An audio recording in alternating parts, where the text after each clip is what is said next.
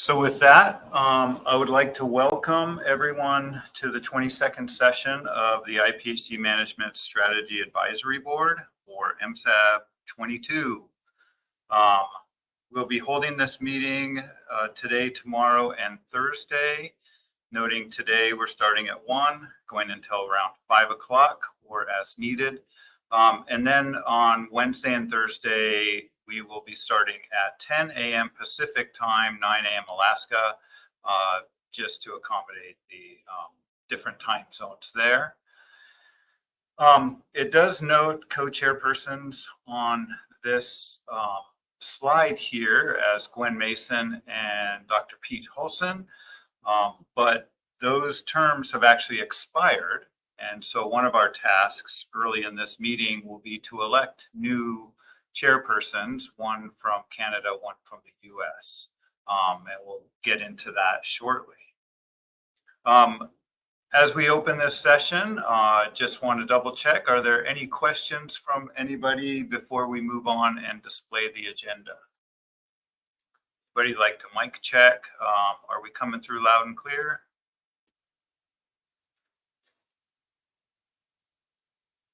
Got some thumbs up.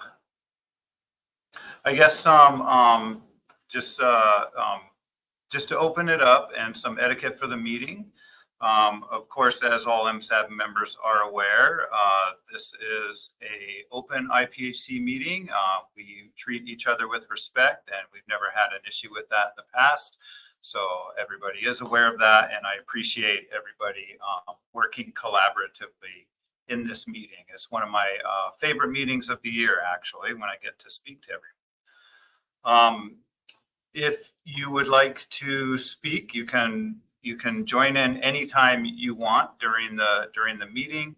Feel free to raise your hand. You can also turn on your camera if you would like. That sends a clear signal that you're ready to talk. And we'll stop the meeting and let you ask a question or have your say about a comment or something like that. But feel free to interject at any time. This meeting is really meant to be a dialogue. I'll be giving a lot of presentations, but it is meant to have a discussion about the work and have a dialogue amongst members and the Secretariat. In the room with me here is Dr. Ian Stewart, myself, Alan Hicks, and we'll move on to the agenda if there are no questions or comments at this time.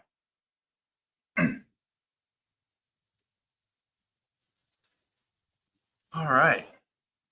Thank you for bringing up the agenda. So we've opened the session, agenda item number 1 there. Agenda item 2 is the adoption of the agenda and the arrangements for this session. This is document 01 on the MSAB022 website.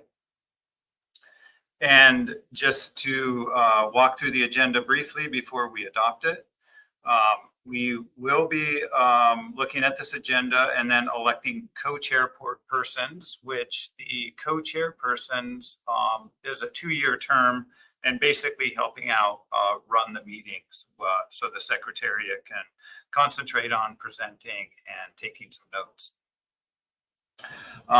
Then that will be followed up by IPHC process, and we'll be talking about membership, actions arising from the last MSAB meeting, and outcomes of the 102nd session of the IPHC annual meeting, AM102.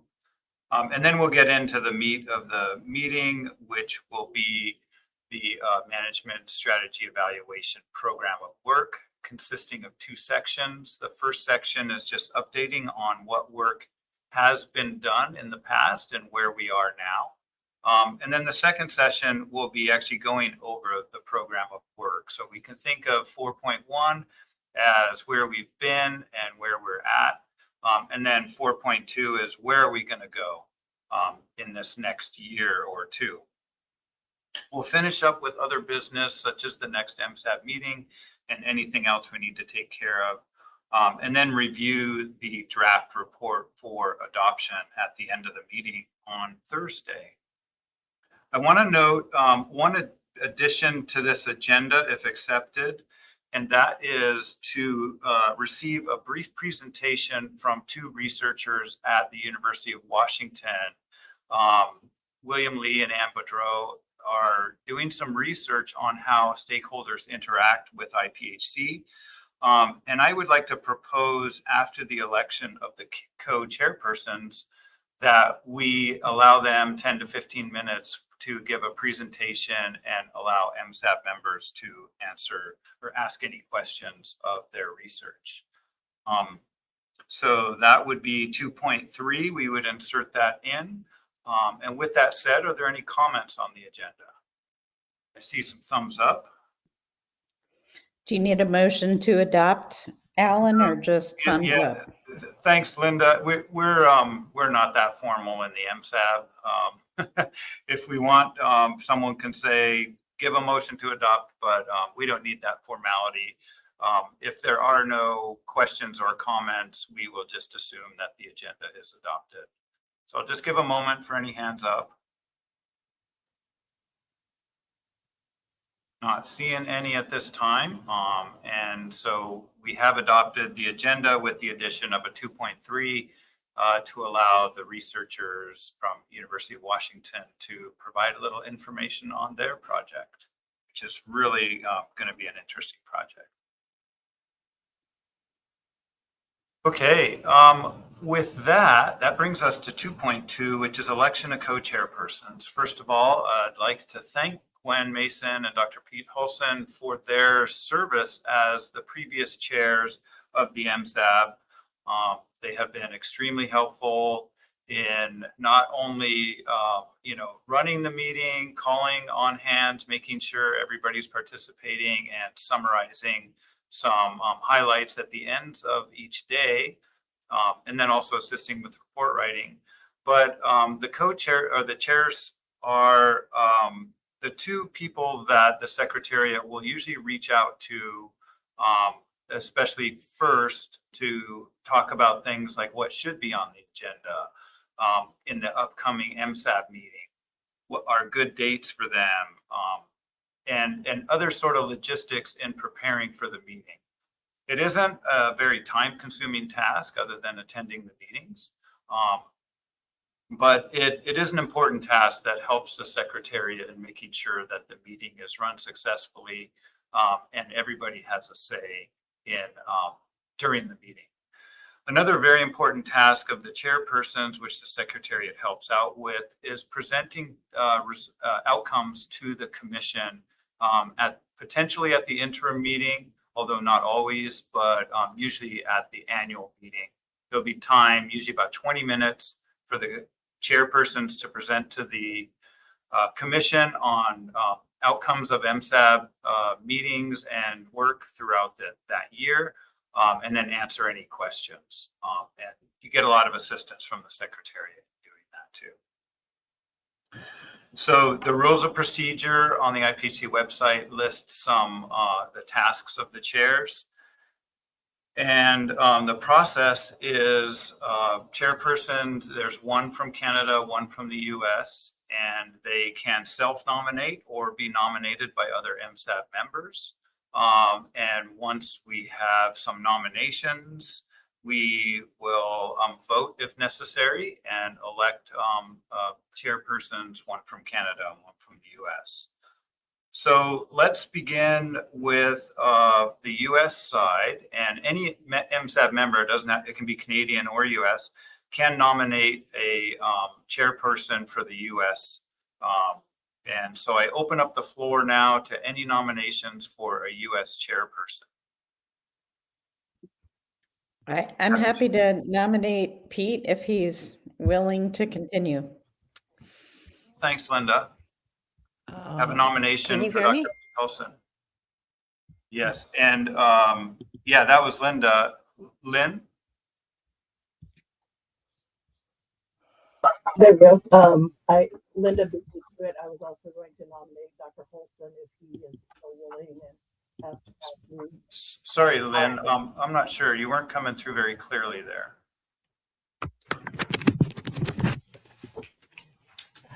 Oh. That's better. Okay. Linda beat me to it. I was going to also nominate Dr. Holston if he still has the willingness and capacity. I thought he did a great job, and since he works for the contracting party, it seemed like a good role. So, yep, it's fully supportive of. All right, thanks, Lynn. Peggy.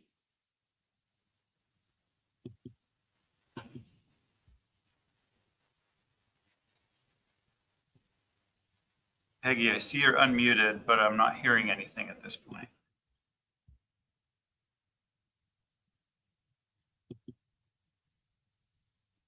There we go. It might be coming through really, really quiet, Peggy. I'm not sure. It was working earlier. That's interesting.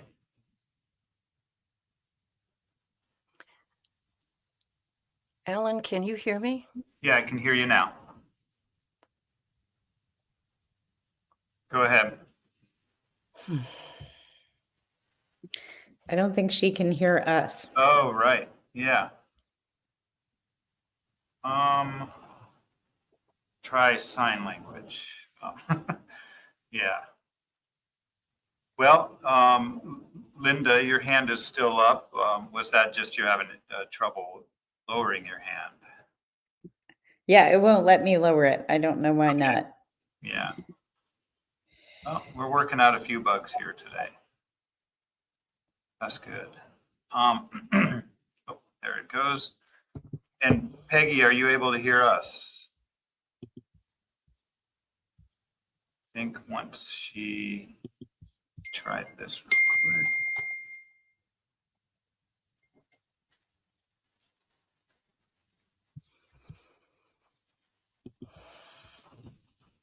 Let's see. Okay, Peggy, are you able to hear us now? Oh, sounds like she's having some audio issues. The Secretariat wouldn't mind working with her on that. Be very helpful. So while we're waiting for Peggy, are there any other nominations for a U.S. chairperson? And Pete, are you willing to serve another term as chairperson if elected? Yes, absolutely happy to. All right.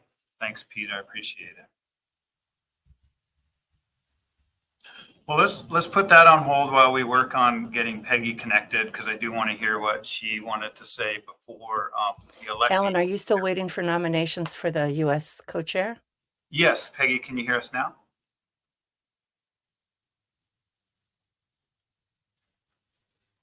Yeah. I'm not hearing anything, Yeah. but if anyone can hear me, I'm nominating Pete Halson. Okay. That's good. Thanks, you. Peggy. Appreciate that. And Alan, this is Anne. Can you hear me? yes. There's in the Adobe Connect, there's actually a speaker mute unmute, which is different from the computer one. So that actually confused me at first. I don't know if anyone else is having that issue. Exactly. Okay. Thank you. Okay. Thanks, Peggy. Great. We got you back. We heard you loud and clear there, Peggy, that you have nominated Dr. Pete Halson as well. We also heard from Pete Halson, and he said that he is willing to serve another term. So I will ask the MSAB at this point in time, any objection to Dr. Pete Halson serving as the U.S. chair?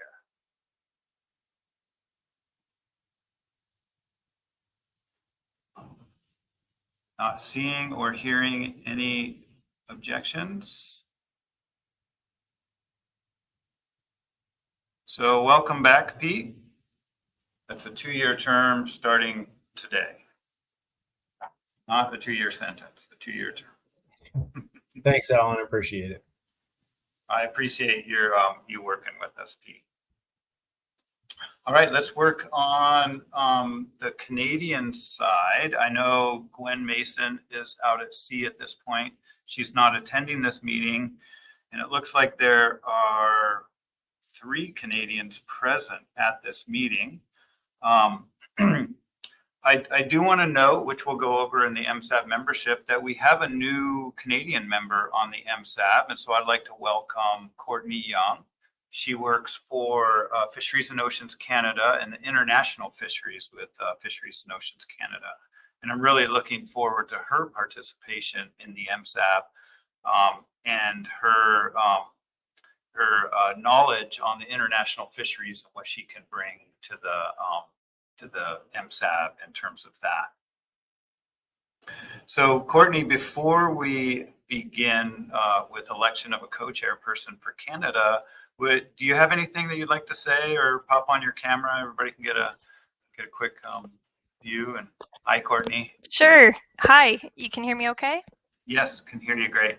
Perfect. Yeah, thanks everybody. It's nice to be part of this group. I did listen in as an observer to MSAB a couple years ago, just in 2024, and then I took a leave. I had my second child, so I'm back at DFO. I've been with DFO since 2018 and several years now on the international fisheries management side. So I'm with DFO's International Fisheries Management and Negotiations team, primarily working on the Pacific halibut fishery and also Pacific hake. So a couple familiar faces in this group too. And prior to that, I was working in domestic fisheries management. And so I had some exposure to MSE work, pretty introductory, but some exposure nonetheless to the work that Dr. Sean Cox was doing on stock assessment in MSE for northern shrimp. So that's kind of where I'm coming from. I'll have some, hopefully some questions as the meeting progresses, but it's been a very welcoming group so far, and the agenda looks very interesting. So thanks for having me on board. Look forward to it. Yeah, thanks, Courtney. Glad to have you on board, and it's great to have that link to Ottawa. So Courtney's joining us from East Coast time, and I apologize Yes. for the late nights for you. But thanks it's for no trouble at all. I might have a couple, some pitter patter of children upstairs. I'm so sorry if there's any unintended interruptions, but I'll try to be as engaged as I can. And just shifted myself to Pacific time zone for the week. So Thanks. All right, excellent. We appreciate it, and we're a very accommodating group. So look forward to your participation. Gwen Mason has indicated to me that she is getting pretty busy and is not interested in serving as a co-chairperson for the MSAB again. That is what I've heard. If anybody's heard differently, please let me know. But with that said, we can see if we have any nominations for a Canadian chairperson. And if not, we can always try to figure out another way when we have more Canadian participation. So I'll open up the floor right now to any nominations for a Canadian chairperson. Alan, no nominations at this time. Just wondering whether we can have maybe a couple of weeks to get ourselves a little more sorted. There's people in positions that are wandering around a little bit. And so we're hoping to be able to get a name to you in a little while. I also forgot, I don't know who our third Canadian person is. I don't see the list over on the side.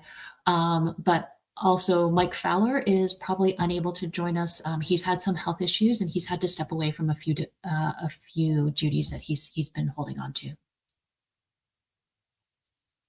Okay, thanks, Anne Marie. I appreciate that. That's very helpful. We also have Jim Lane in the meeting at this point in time. So it's Anne Marie, Courtney Young, and Jim Lane. Great, thank you. As Canadian MSAB members. And it looks like a lot of people are busy, totally understandable.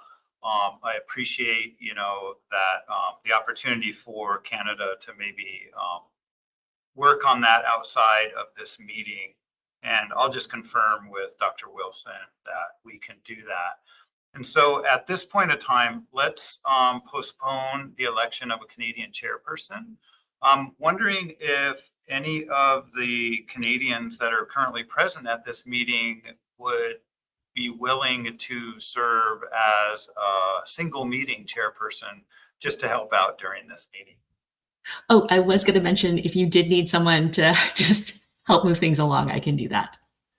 That'd be great, Anne-Marie. I'd really appreciate it. Yep, there's a heart going up there. And so if you're willing, Anne-Marie, and that's Thanks, acceptable Anne-Marie. of the You MSAB. bet. Yeah, so any objection to Anne-Marie serving as the chairperson for MSAB022, a term of 2.5 days? None by me. Thank you so much, Anne-Marie. I was going to nominate you if I had the opportunity. Saw the sword hanging on ceiling. Thanks, Anne-Marie. And from an administrative side, if I can support you, I'm happy to do so as well. Let me know. Excellent. Okay, as a chair for this meeting, it's pretty simple. I think that the chairs here will just drive the agenda or the rest of the agenda and just make sure we're moving along and help myself and Dr. Stewart here in the room with identifying anybody that pops up as wanting to ask a question. You can jump in and interrupt me if I'm presenting or something like that. And, and just taking any notes that you find significant, and we can add those to the report. At the end of the day and in the mornings, I think we have a quick review, and if the chairs can just help provide a brief review of some of the high-level topics that we covered during the day, that would also be helpful. So thank you so much for the two chairs, and thanks to the MSAB for the process that we just went through to nominate. And so welcome Anne-Marie and Dr. Pete Hulson for chairing the MSAB022. And again, I note we've added 2.3 to bring in the UW researchers and have them provide a 10 to 15 minute presentation. And with that being said, I will turn it over to the chairs. All right. Thanks, Alan. Yeah. So welcome everybody back to this meeting. Alan already said that. It looks like a great meeting. I think one thing I'll add to what Alan just said is at the end of each day, we have a draft session for report writing. And it is always very helpful if we have folks hanging on for that, just to make sure that in the report, we capture what was actually said and how we all collectively remember it is best at the end of the day when it's still fresh. So Alan, you're adding 2.3. Do you want to jump right? You wanted to jump right into that now and then go into item 3, or how did you want to do that? Yeah, I think it fits best right now, if that's acceptable to everyone else. And then we can just jump right into the IPHC process after that. Perfect. I think that sounds great. And could you just remind IT to allow Anne-Marie and I to see the attendees so that we can keep track of hands, please? Right. So Secretariat, is it possible for the chairs, Anne-Marie and Pete, to be given presenter view and be able to see the backstage, I guess is what it's called? I know that we don't, we try to keep the recording as simple as possible with just the presentations, which is why we're not displaying it for all. Perfect. I see it now. Thank you so much. I'll make sure that as you raise your hand, I'll try to remember to just let you know in what order you are, because I doubt that you're able to see that. But yeah, Alan, I'll hand it over to you and we can start listening to some of these presentations. Excellent.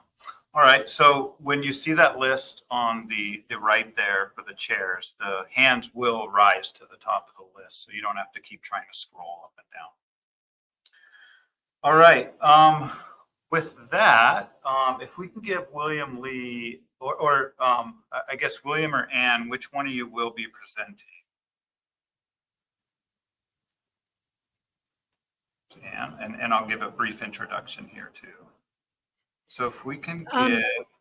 It's fine. If you would like to just advance the slides from there, we can just let you know when to move on. Okay. Yeah, I can do that. I think. Oh, the controls have changed, but I think I can figure it out. Yep. Okay, so with that, I'd like to introduce William Lee, a graduate student at the University of Washington in the School of Marine and Environmental Affairs. Is that correct? I know the acronym SMEA, so spelling out acronyms is sometimes challenging for me. So William Lee and then Ann Boudreau, and please correct me if I'm mispronouncing that, Ann. But Ann is a associate professor at the University of Washington School of Marine Environmental Affairs, or SMEA. And they, we actually, I was talking to Ann one day and we started talking about the involvement in MSAB and how much I love the involvement with stakeholders. And she was very interested in how that occurs. And we spun up this project and brought in William Lee as a graduate student to help us with this project. So Ann has, I went to school with Ann at University of Washington. I think both Ian and I went to school with Ann at the School of Aquatic and Fishery Sciences. She graduated before me because she's a lot quicker than me. And you went to Alaska, if I remember correctly, and you worked at University of Alaska Juneau. Is that correct? UAF, but based in UAF, Juneau. yeah. Okay. Yeah. So, yeah, UAF in Juneau. So many of you may have seen Ann running around doing some great fisheries research up there. And then she came down to the UW, which we're glad to have her back here because I am able to collaborate with her even more easily.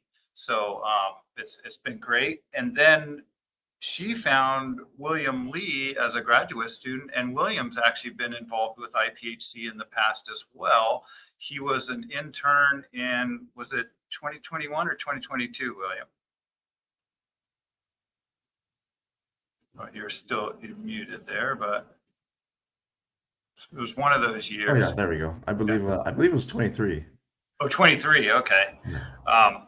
And then and he did a great job looking at nursery areas for Pacific halibut. But now they're working on this project with us here at characterizing the role of participatory science in the Pacific halibut fisheries management. And as you all know, as MSAB members, one way to really participate in the management of Pacific halibut fisheries is to be a member of one of these subsidiary bodies. And I especially do like the MSAB because it's that direct communication between Secretariat and various stakeholders and agencies within the system. So with that, I'd like to turn over to Ann and William to give a quick presentation on the project and how you can be involved in this project. So just please let me know when you want to advance the slide. All right. Thank you so much for the introduction, Alan. We really appreciate it and really appreciate the opportunity and the time to kind of introduce this project in earnest for the MSAB. So I guess go to the next slide. Yeah, Alan, again, did a great introduction for the two of us, but I'll just say a bit more about myself. I did my undergraduate at School of Aquatic Fisheries at the University of Washington. I've been involved with the IPHC as a research assistant back, I believe, 2023, doing a lot of nursery area work. I was also out in the FIS for a little bit, for those involved with that. And I've also since then have been involved a little bit with Alaska Fish and Game, primarily with salmon work. I'm back at UW, University of Washington, with the School of Marine Environmental Affairs, doing this work as part of my thesis research. And that's just it's all very interesting to me, the relationship between communities, fisheries, and all of those these different management systems and how they interact. That's kind of been my interest, and I'm really grateful for this opportunity to work with IPHC and Ann again. Yeah, really quick, Ann, if you want to introduce or say anything about yourself. Yeah, sure. Thanks. They're doing demolition in the hall behind my office. So if you hear what sounds like a jackhammer, it's sorry about that. But Alan did a nice job introducing some of my bio.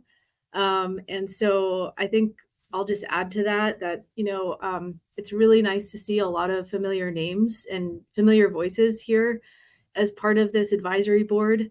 My research focuses on the ecology and the human dimensions of coastal fisheries, mostly in Alaska, but also in Washington. And one of the goals that that my research has is really finding ways to strengthen the inclusion of fishing community knowledge in the science supporting management, and also better understanding pathways for fishermen's representation in the management process at all levels. And so when Alan was sharing a bit more about how this board works, and as well as the research advisory board, I thought it sounded like a really interesting example that perhaps other management bodies could draw from. And so we decided to do kind of a deeper dive to really understand how this process works, not just from the perspectives of the IPHC staff, but from all of you who are participating and have done this for a long time. So William will share more about the objectives of that work and how we hope you'll be interested in participating. But I also just wanted to say that it's been really nice to bring William into this project. I hired him as a research assistant and was really thrilled when he decided to develop this as his master's thesis. So he'll be working on it this year, next year. And his funding is from a fellowship through a donor funds to our school. And this is a really great opportunity to help train students in North Pacific fisheries management. And so it was a good fit. Otherwise, unfortunately, the project the research part is not funded, so we can't do a lot of traveling to talk to people in person, but hopefully folks will be comfortable chatting with us over Zoom, and then where we can, meeting up in person to hear more of your thoughts. So thanks for this opportunity, and we're really excited to learn from all of you. All right, thank you, Anne, and please jump in at any time if there's anything else you'd like to add or anything I missed. Next slide, please. Just kind of an overview background, and for the most part elaborated this already, but we've seen kind of from more of a management standpoint, there's a lot of collaboration between fishers and scientists that's going on for the past 2 to 3 decades now, and overall, between the science and the participants involved, there has been kind of a consensus that this is a beneficial practice and that this has helped out the science. This has helped out the relationship between scientists and fishers. But there kind of is an underlying question of between all this dialogue of how successful it's been and how great it is, kind of how successful is it? In what ways is it successful especially for those participants who are taking the time to provide their input to scientists, taking the time to be part of this process. And that's a question we looked at in the context of the Pacific halibut fishery. How are these science-based advisory boards, the RAB and the MSAB, which are built into the IPHC structure, how exactly do they go? What exactly do they do in supporting fishery science, management, and of course the decisions of the commission, but also the people involved, the board members and their communities that they represent? What do those benefits look like for those individuals? Next slide, please. And so we have kind of a threefold objectives with this research. We're looking to kind of describe both the RAB and the MSAB processes and the role of participants, effectively the composition of the boards, what their purpose is, who is participating in them, and just kind of a general identifier. We want to synthesize participant perspectives on the benefits and costs of participations, the strength of the process, and areas of improvement. That is largely we want to hear from you. We want to hear from the participants and those involved on kind of what the different perspectives are. And that kind of ties into the third objective, where we want to identify some opportunities for improving collaborative research to support Pacific halibut fisheries within the MSAB, within the RAB, within the system as a whole. Next slide, please. So the primary research approach, we've already kind of briefly touched on it, but we are hoping to do, we're looking to do interviews with MSAB members, RAB members, and IPHC staff to ask about perspectives and the activities of these advisory boards.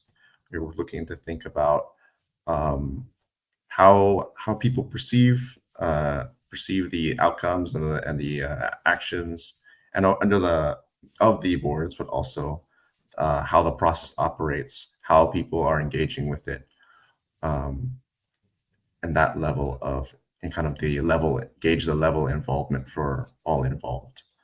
We're hoping to get we're looking rather to get a diverse group of perspectives. We're looking for fishers, scientists and managers, industry members, anyone who's kind of involved in this process who has something to say. We are very excited to hear from you, and we'd like to hear from you.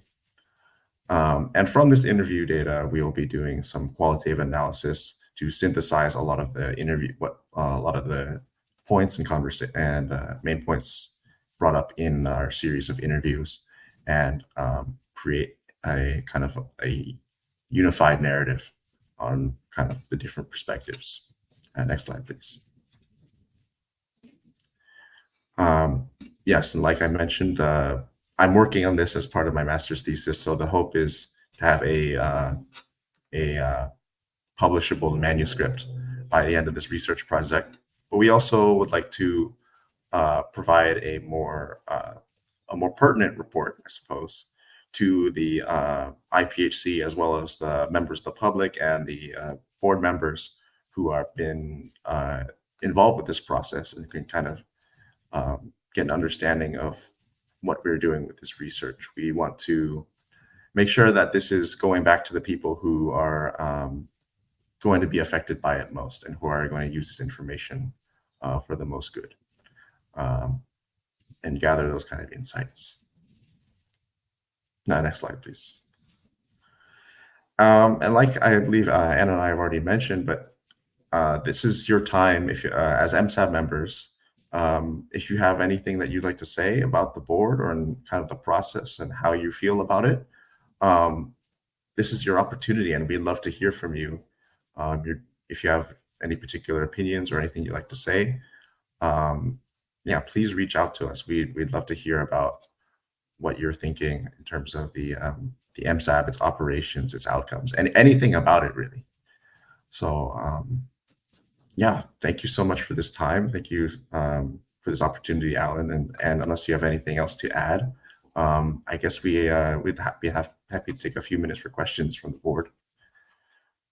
Yeah, I think the only other thing that I would add is that as far as participating in interviews, anything that anybody shares within that interview is not connected to their name or their title or anything that's identifiable. And really our goal is to summarize themes that are sort of coming through, even, perhaps there's divergent viewpoints, but we won't identify who said those things. And so we do follow a process of informed consent.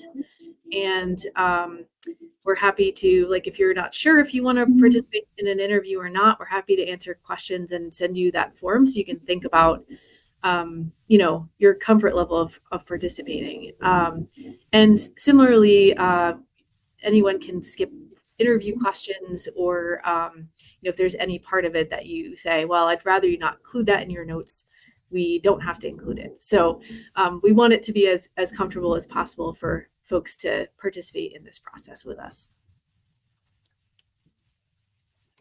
Yeah, thanks, Anne. Thanks, William. Really appreciate it. I'm very excited about this research. I'm always interested in involvement of stakeholders and others in the management. So very happy to be collaborating with you both on this project. Given that, are there any questions from any MSAB members?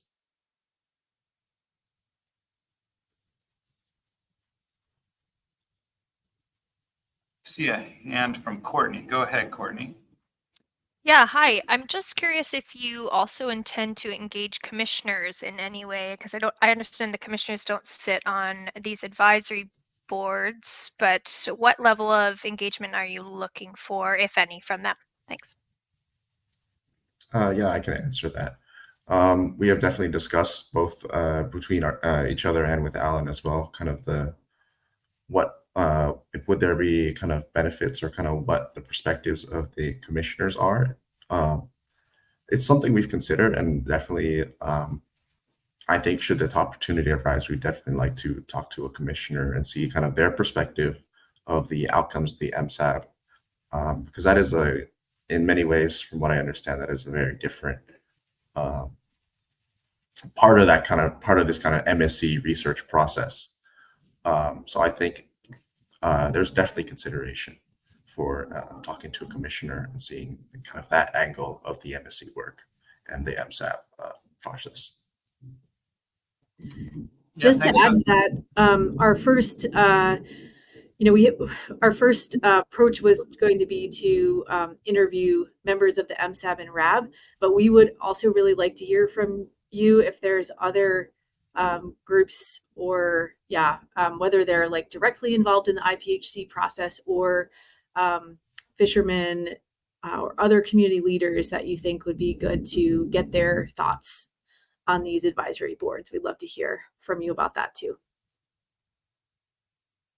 Yeah, thanks, Courtney, for that question. A really good question. And I just want to note that commissioners are always welcome to join or to participate in any of these boards. We've had in the past commissioners participate in the MSAB. There's a classic MSAB picture I show in a lot of presentations, and Commissioner Paul Ryall at that time was actually seated at the table with the MSAB members. So commissioners, I think you might be able to even say they're de facto members of any of these boards and are welcome to join at any time. But I think their perspective on stakeholder involvement is also really important to this research as well. All right, thanks. Lynn. Yeah, thanks. Really interested to learn about your results here. It ties in with similar things that other entities are doing. Trying to get a feel on what your definition of stakeholder is, because I have some folks who I think could provide some interesting perspective, but they work for state agencies, and in Area 2A, the US West Coast, the state agencies are heavily involved as a sort of conduit between the contracting party and industry. So just who are you looking for? You've mentioned fishery participants, but tribal entities, federal or state management agencies, et cetera. Who all is your stakeholders that you're looking for? Thanks. Yeah, I'll start, and then William, you can add to it. But I guess just that term stakeholder can be a contested term. And so we've been using the word participant kind of intentionally in that way, because we're really thinking about who is directly participating in the MSAB and the RAB process and kind of starting there. And then from there, we have the potential to kind of snowball out. So we've discussed, if there's scope, it would be interesting to hear from people who maybe aren't part of those advisory boards, but have expressed an interest in the past, or who are involved in other aspects of the management process or the science process, and sort of get like a slightly more outsider perspective on it. So I hope that helps answer your question. I think just for scoping, we're starting with the membership, the current membership, and then kind of expanding outward from there. Thank you. That was really helpful. I appreciate it. Sure.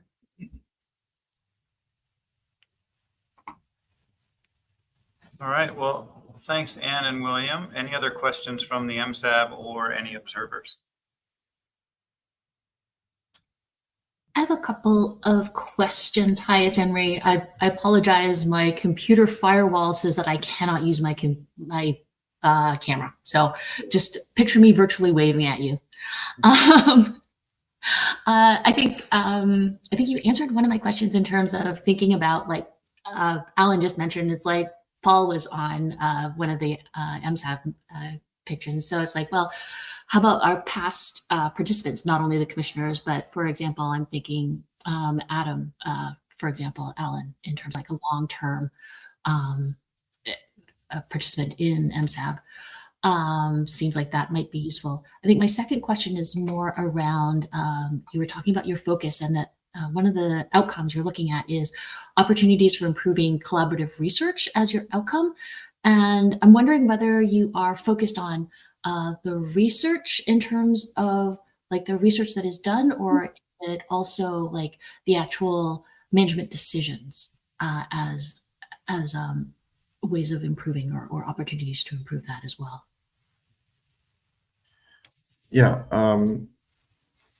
I guess my answer to that is ideally both. I guess when we think about the scope, we're starting with kind of the current membership of the MSAB or the current membership of the RAB, and kind of the current process that is kind of self. In the case of the MSAB, this kind of self-contained MSE process. That's kind of the start of our focus, and then from what I understand, the outcomes of that, they go to the commission, and that that is either accepted or rejected or deliberated upon.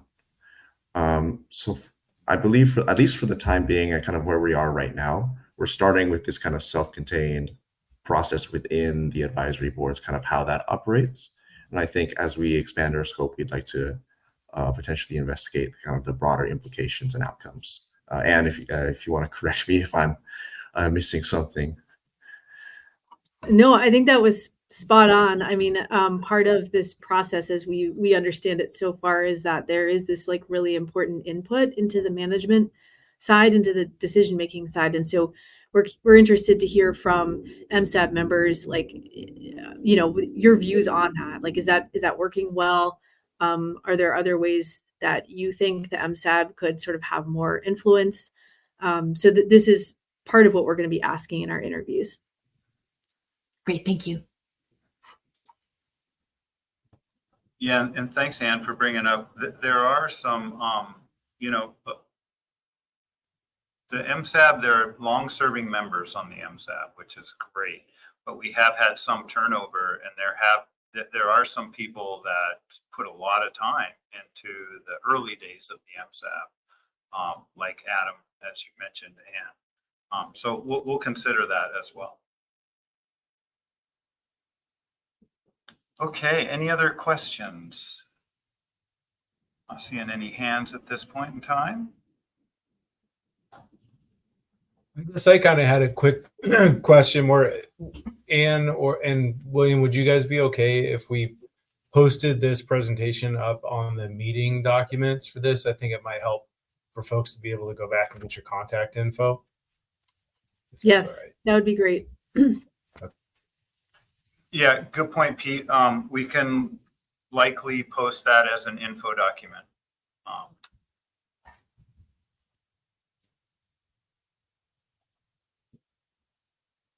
All right. All right, great.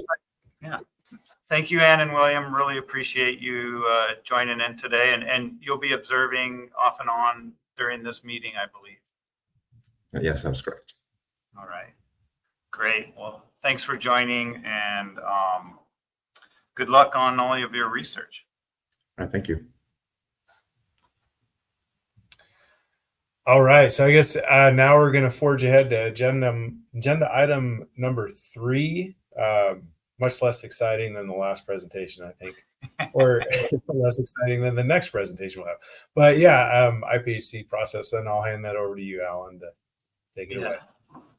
Thanks, Pete. Appreciate it. If the Secretariat could bring up document, is it 03, the MSAB membership? I would appreciate that. Perfect. Okay, so this document just shows, and I'm scooting down to the table in the appendix, I believe it is.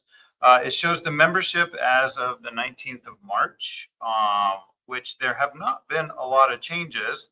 And I think it's just good to remind everybody what who's on the MSAB and where the vacancies lie. So we have the different sectors or sections, as you might call it, or categories. We have commercial harvesters, and you notice that there is a vacancy in the Canadian commercial harvester there. And we have 3 current Canadians and 4 current US members. In this document also is term expiration. So if you're looking for your release date, you can look at that, but that isn't official because I will ask you to be an MSAB member for another 4 years after that term expiration, as many of you know. And we certainly do appreciate the continuity that people have given to the MSAB. We have 4 positions for First Nations and tribal fisheries, and noting that there is a vacancy on the Canadian First Nations row there. We also have a number of government agencies, and there was a vacancy on the Canadian DFO agency there, but as noted, Courtney Young has now filled that position as an MSAB member, and that's all official as of last Thursday or Friday, I believe it was. So really happy to have you participating in the MSAB. Processors, note that there's 2 vacancies on the Canadian processor side, and Peggy is actually one of our longer serving members on the MSAB, along with Chris Sporer, Tom Marking, and some others. And then finally, in the recreational sport fisheries, we do have a vacancy on the Canadian sport fishing side, and we wish Michael Fowler all the best with his absence. Okay, any questions about membership?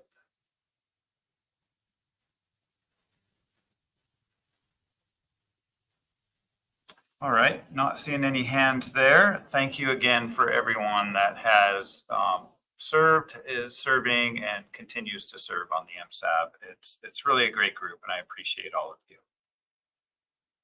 Okay, we'll move on to document 4, and that is updates on the actions arising from the MSAB meeting in 2025, and that was MSAB021.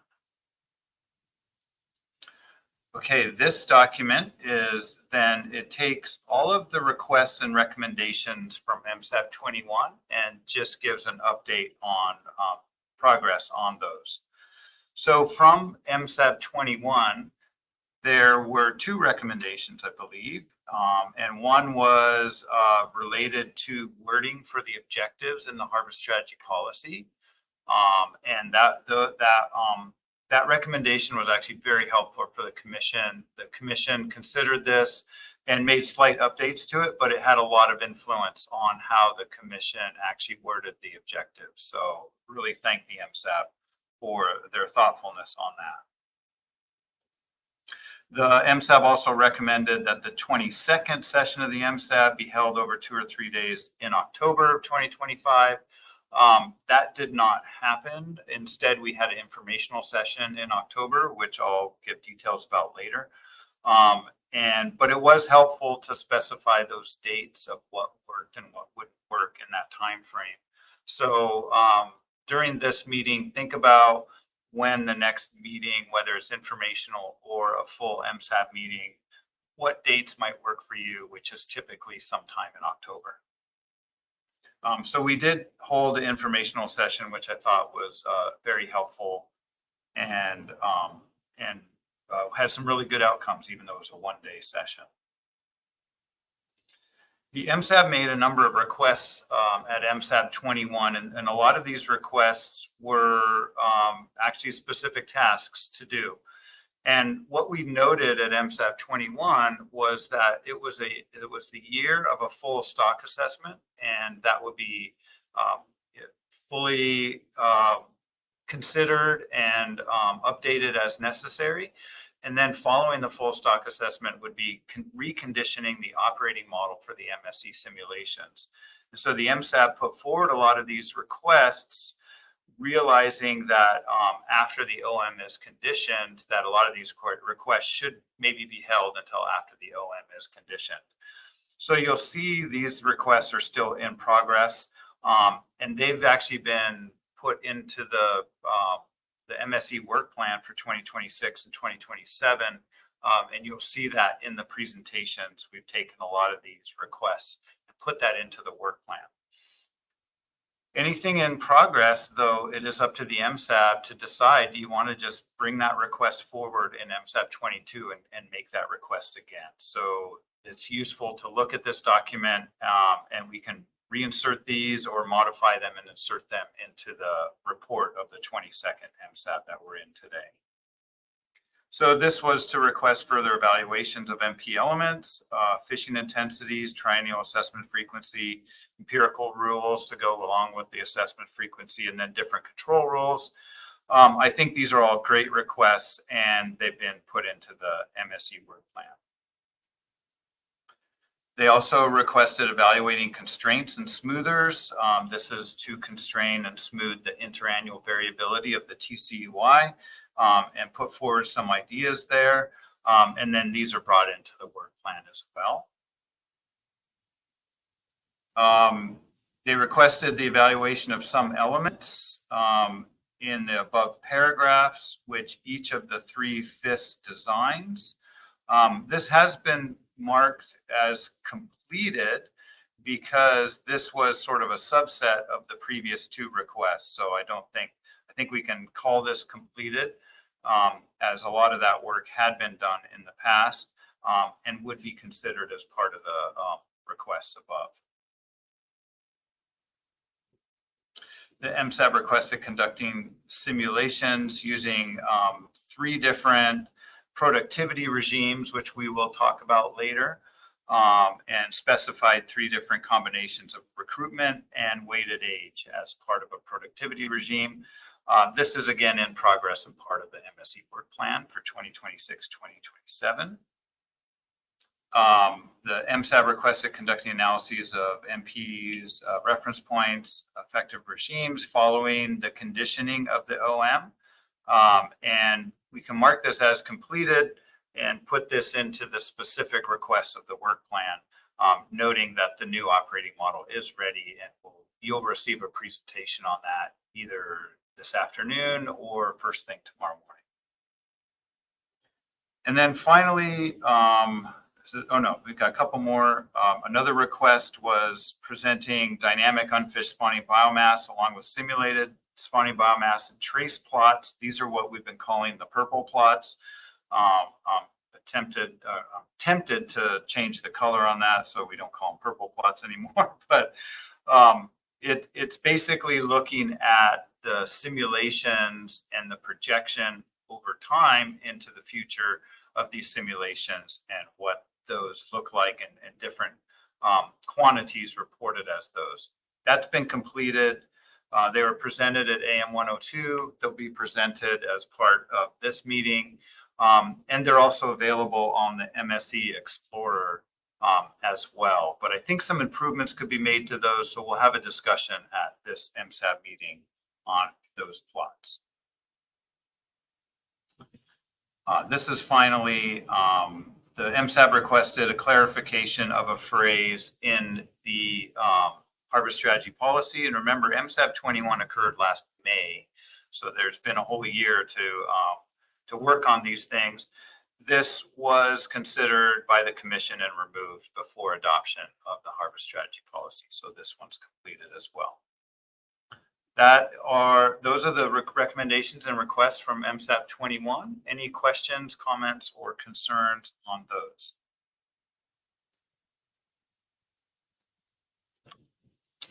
All right. Not seeing anything there. Just keep in mind the ones that are still in progress, and we'll bring those into the report as necessary.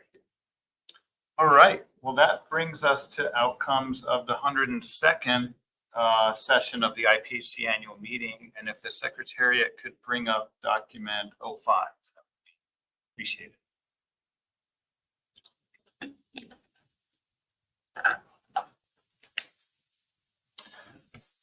Okay, so I believe many of you were present at the 102nd IPHC annual meeting. And At that annual meeting, we did have some discussions about the MSE work plan for 2026 and 2027.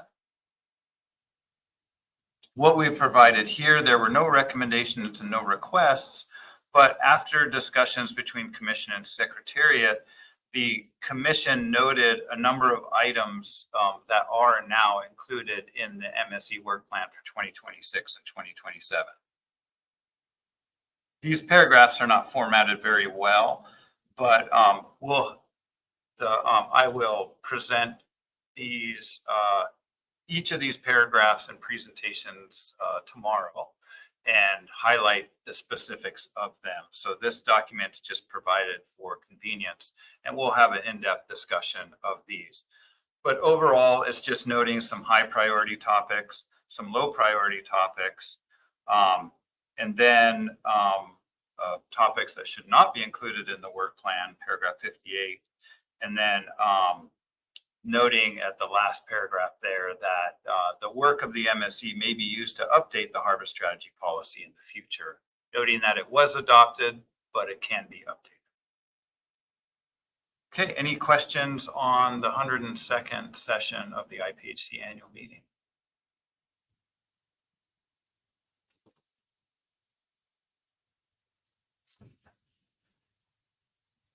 All right, not seeing any questions there. Any questions on IPHC process in general?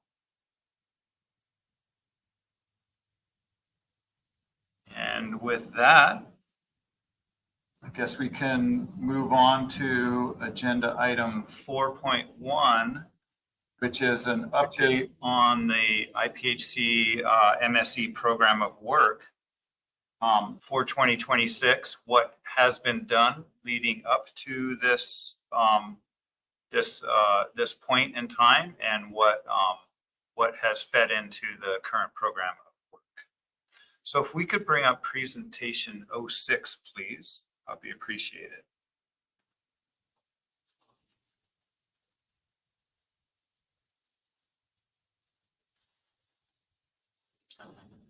Okay. All right, excellent. As noted, interrupt at any time. Each slide is meant to invoke some discussion, so don't feel bad about interrupting. I think we have plenty of time during this meeting. This is a presentation on sort of what's been done up to now, and then tomorrow will be a separate presentation 07 on what we're looking to do going forward, and that's where we'll get a lot of feedback from the MSAB. So a lot of this presentation is for informational purposes, but it's for understanding as well. So we want to make sure everybody understands the work that has been done and has led us to the point that we're at right now.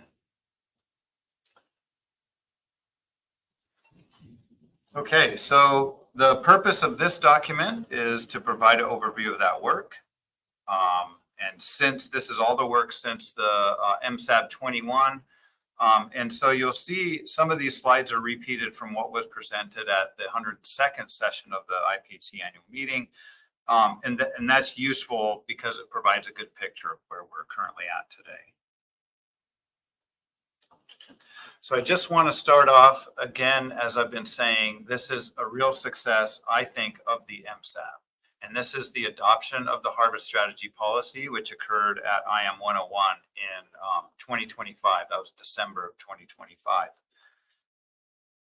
This is where we've been working, what we've been working towards with the MSAB for 10 years or longer, actually longer than that. I've been working for 10 years. A lot of you in the MSAB have been working longer than 10 years, as Ian would know.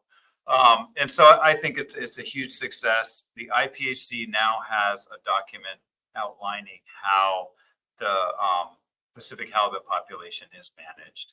And it really outlines that framework of applying the consistent, transparent, science-based approach to setting mortality limits. There's a number of things here that it has in it. It's organized by chapters. We've gone through it quite a bit. It's available on the IPHC website, and I think it's something to celebrate. And I will be hopefully promoting this harvest strategy policy with different organizations such as harveststrategies.org, which is associated with Pew Trusts, and other RFMOs throughout the world, just so that we are brought up to the same level as those RFMOs. So I think it's really good. The last point here is that the harvest strategy policy actually has a schedule in it of basically an annual and triennial processes. And we'll go through what that schedule means and what that means for the MSE work plan. So we'll talk about that in a little while. An important part of the harvest strategy policy are the objectives, and this is where the MSAB had a lot of say and a lot of help in defining objectives. It may have been one of the harder tasks of the MSAB because objectives are hard. It's hard we all have a lot of objectives, and we actually winnowed this down into a small set of what we call priority objectives for the commission. And the commission adopted these three. The first, maintaining the long-term spawning biomass above a limit reference point, and that's RSB 20%. And that's with a high probability that the stock will be above that limit reference point. Second objective is maintain it at or above a threshold reference point. So this, some people call it a target, but since we're labeling this at or above, we're not really trying to target it, we're trying to be at or above it. So it's sort of been fluctuating around this at least 50% of the time. We'll be okay if we're below 36%, 50% of the time, and above 50% of the time. And the time concept here is in the simulations that we're doing in the MSE. So you think of it as a probability or a chance. And then the last objective here used to be two objectives, and the commission, working with the commission, we felt that it was best to combine this into one objective, and that is to really highlight that there's trade-offs between the actual mortality limit and the variability from year to year, the interannual variability of that mortality limit, or in other words, how much it changes from year to year. If we want to fish harder and have higher mortality limits, that often means higher variability from year to year or changes in that mortality limit. So this is to maximize the coast-wide yield while minimizing the annual changes in the short-term coast-wide mortality limit. And this is really to ensure a sustainable fishery, what's best for the fishery. So the MSAB, you saw there was a recommendation to the commission from MSAB 21 that had some wording of the objectives. These objectives are not worded exactly like the MSAB recommended, but I do want to just note that the commission took that recommendation into consideration, and it was a very helpful recommendation for the commission to finalize these objectives in the harvest strategy policy. So thanks for that. These objectives are actual hierarchical, and that's described in the harvest strategy policy. And there's the objectives, what we call the measurable objective is what we presented in the previous slide, but there's a sort of a general objective associated with these as well. And you see that the biological objective is sustainability, and that's in green, and that's just maintaining the halibut population. And then the other two objectives really can be thought of as fishery objectives. Maintaining a long-term coast-wide spawning biomass such that it promotes the maximum economic or maximum sustainable yield, or maximizing the yield while trading off with the variability. So those are fishery objectives.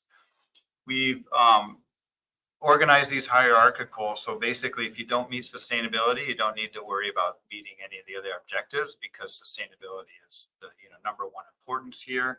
And so you can sort of walk down these objectives. Another aspect is the first two objectives are long-term, and the second two objectives are short-term objectives. And short-term here is what we're talking about, 4 to 13 years into the future. So you think about the decision table, At the MSAB info session, it was noted that the decision table might actually be characterized as near-term objectives or near-term quantities, whereas the MSE is looking at short-term, medium-term, and longer-term. We have general objectives here because often we'll have multiple measurable objectives within a general objective. And you can see that in the appendix. I think it's document 6. There are a lot more objectives than the 3 that I've noted here. And that's always to remind the MSAB and the commission that the MSAB has been working hard on objectives for a number of years, I think since day 1. And they've defined a number of important objectives, which may not be priority objectives to the commission, but are important objectives that the MSAB does consider when making recommendations to the commission. But this is a nice, succinct set of measurable objectives that we can use to determine the best performing management procedures using the MSE process. Again, feel free to jump in anytime with any questions. Another really important section of the harvest strategy policy is overfished and depleted. And I wanted to provide a couple of definitions here and noting that we're still working on depleted. So overfished is when the estimated probability of the coast-wide female spawning stock biomass or relative spawning stock biomass is below the limit reference point, that 20% relative spawning biomass, and that has a greater than 50% probability of being estimated in, say, the stock assessment of being below that level. So in other words, there's a good chance we're below 20%. The stock would be declared overfished according to the harvest strategy policy. And this is where there would be ecological risk and a risk of health to the fisheries. And this is really regarded as unacceptable. So we do a lot of things. The harvest rules, the control rule is really trying to avoid going to this level. And we'll see from simulation results that the harvest rules do a good job at keeping us above that level. The concept of depleted is currently in development. And this is slightly different. I'll describe the difference between overfished and depleted shortly. But this is the female absolute spawning biomass, the actual number of fish in the population or actual amount of biomass in the population is below a level which the recovery would be uncertain. So we really want to avoid overfished. We want to avoid depleted levels. However, we do not currently know what is a good depleted level and what that and so we're working on that. So it's in development at this point in time. All right, we're getting a little bit of feedback and we do have a couple questions. Yeah, go ahead. Yeah, when you say the absolute number, because you use 2 different metrics, use number, then you use sort of biomass. Are you talking about weight or are you talking about actual number? Because I don't remember we ever landed on that. Yes, thanks, Jim. I realized I shouldn't have said number and then tried to correct it there, but you caught that. It's weight, it's biomass. So we're really talking about the biomass. And we're doing studies at the IPHC to see how biomass relates to the number of eggs. And so I think biomass is a better measure of exactly what the potential, the recruitment potential of the population is. Go ahead, Looks like Linda. Linda. Oh, yeah.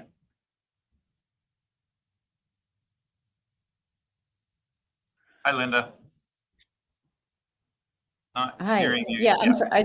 I thought Jim had a follow-up and I was just giving him that opportunity, but if not, I think you might have halfway answered my question. You had said you were doing this work at determining what the absolute spawning biomass level below which potential recovery is uncertain. And I was just wondering how what that research looks like.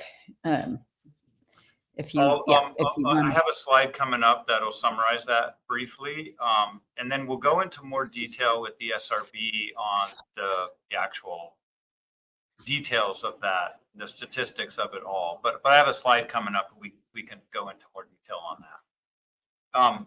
We did do a little bit of work previously, and we're going to update that work.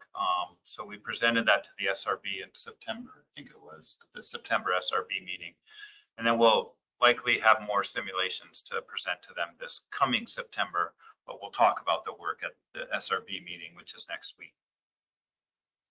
So stay tuned for that, Linda. Thank you.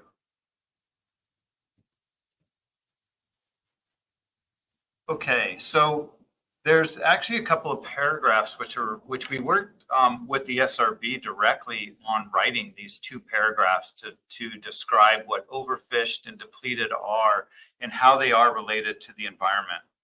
So I'm just going to read them quickly because I think it was really helpful to me to sort of write this out and characterize them. So overfished is a relative limit reference point defining an unacceptably low ratio of spawning biomass to dynamic unfished spawning biomass that results from fishing alone rather than combined effects of fishing in the environment. And then here's the important part. Overfished state may be fully mitigated by management actions because it's really overfished, and the overfished concept is measuring the effect of fishing on the Pacific halibut population and accounting for the effect of the environment. So it's removing the effect of the environment, saying how much has fishing reduced the population, and is it somewhere that we need to be worried about? Depleted, on the other hand, is an absolute limit reference point defined by a spawning biomass below which the potential for recovery is uncertain. Natural variability affects stock size, resulting in fluctuations of the spawning biomass, which along with fishing may result in a depleted stock where reductions in fishing mortality may not lead to recovery without a change in environmental conditions. And that's sort of the key point there, is that management can come in and do whatever they want, but without a change in environmental conditions, the spawning biomass may not increase. Therefore, a depleted state may only be partially mitigated by management actions. And so we really wanted to separate these 2 concepts and make sure that we're really characterizing what the effect of fishing is and what the effect of fishing and the environment are. And I think it's a really useful way to think about management. We have a footnote in the harbor strategy policy saying that we're working on the concept of depleted, so that is currently in development, and we hope to do a lot of work on that this year.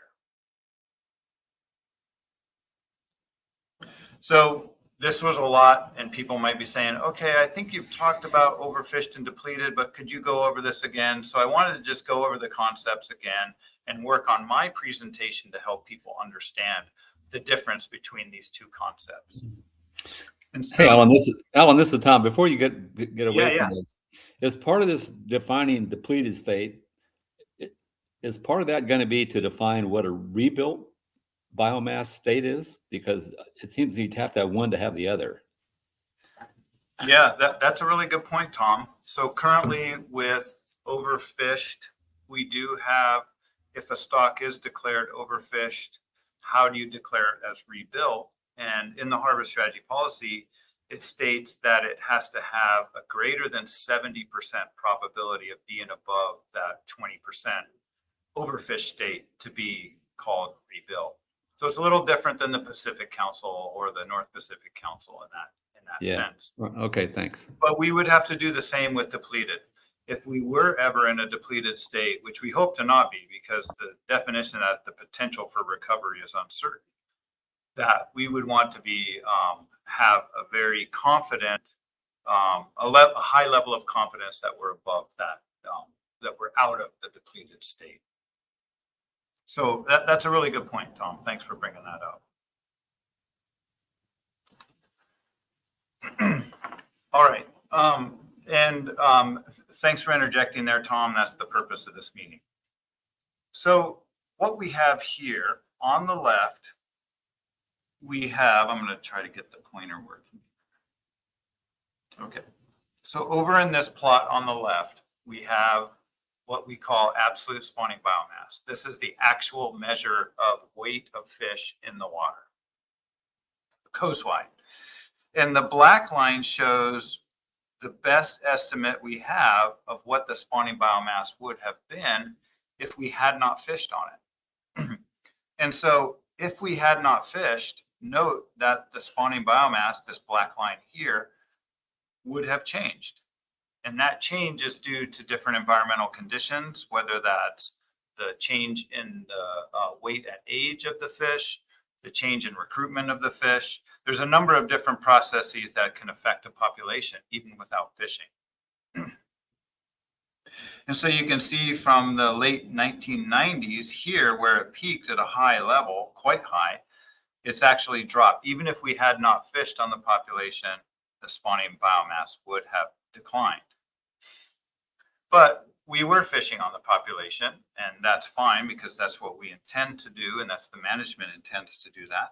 And therefore, the spawning biomass was less, and the spawning biomass declined to a low potentially around here and here. But you see, even in times when the unfished spawning biomass would have declined, the fish spawning biomass remained stable. And that was due to management actions.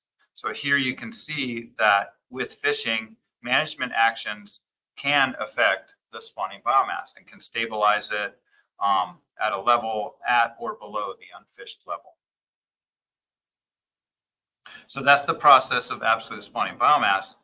We then go to the right plot and we take the blue line and divide it by the black line, or the point in every year for that. And we get what we call the relative spawning biomass. And this is relative to a dynamic unfished spawning biomass level.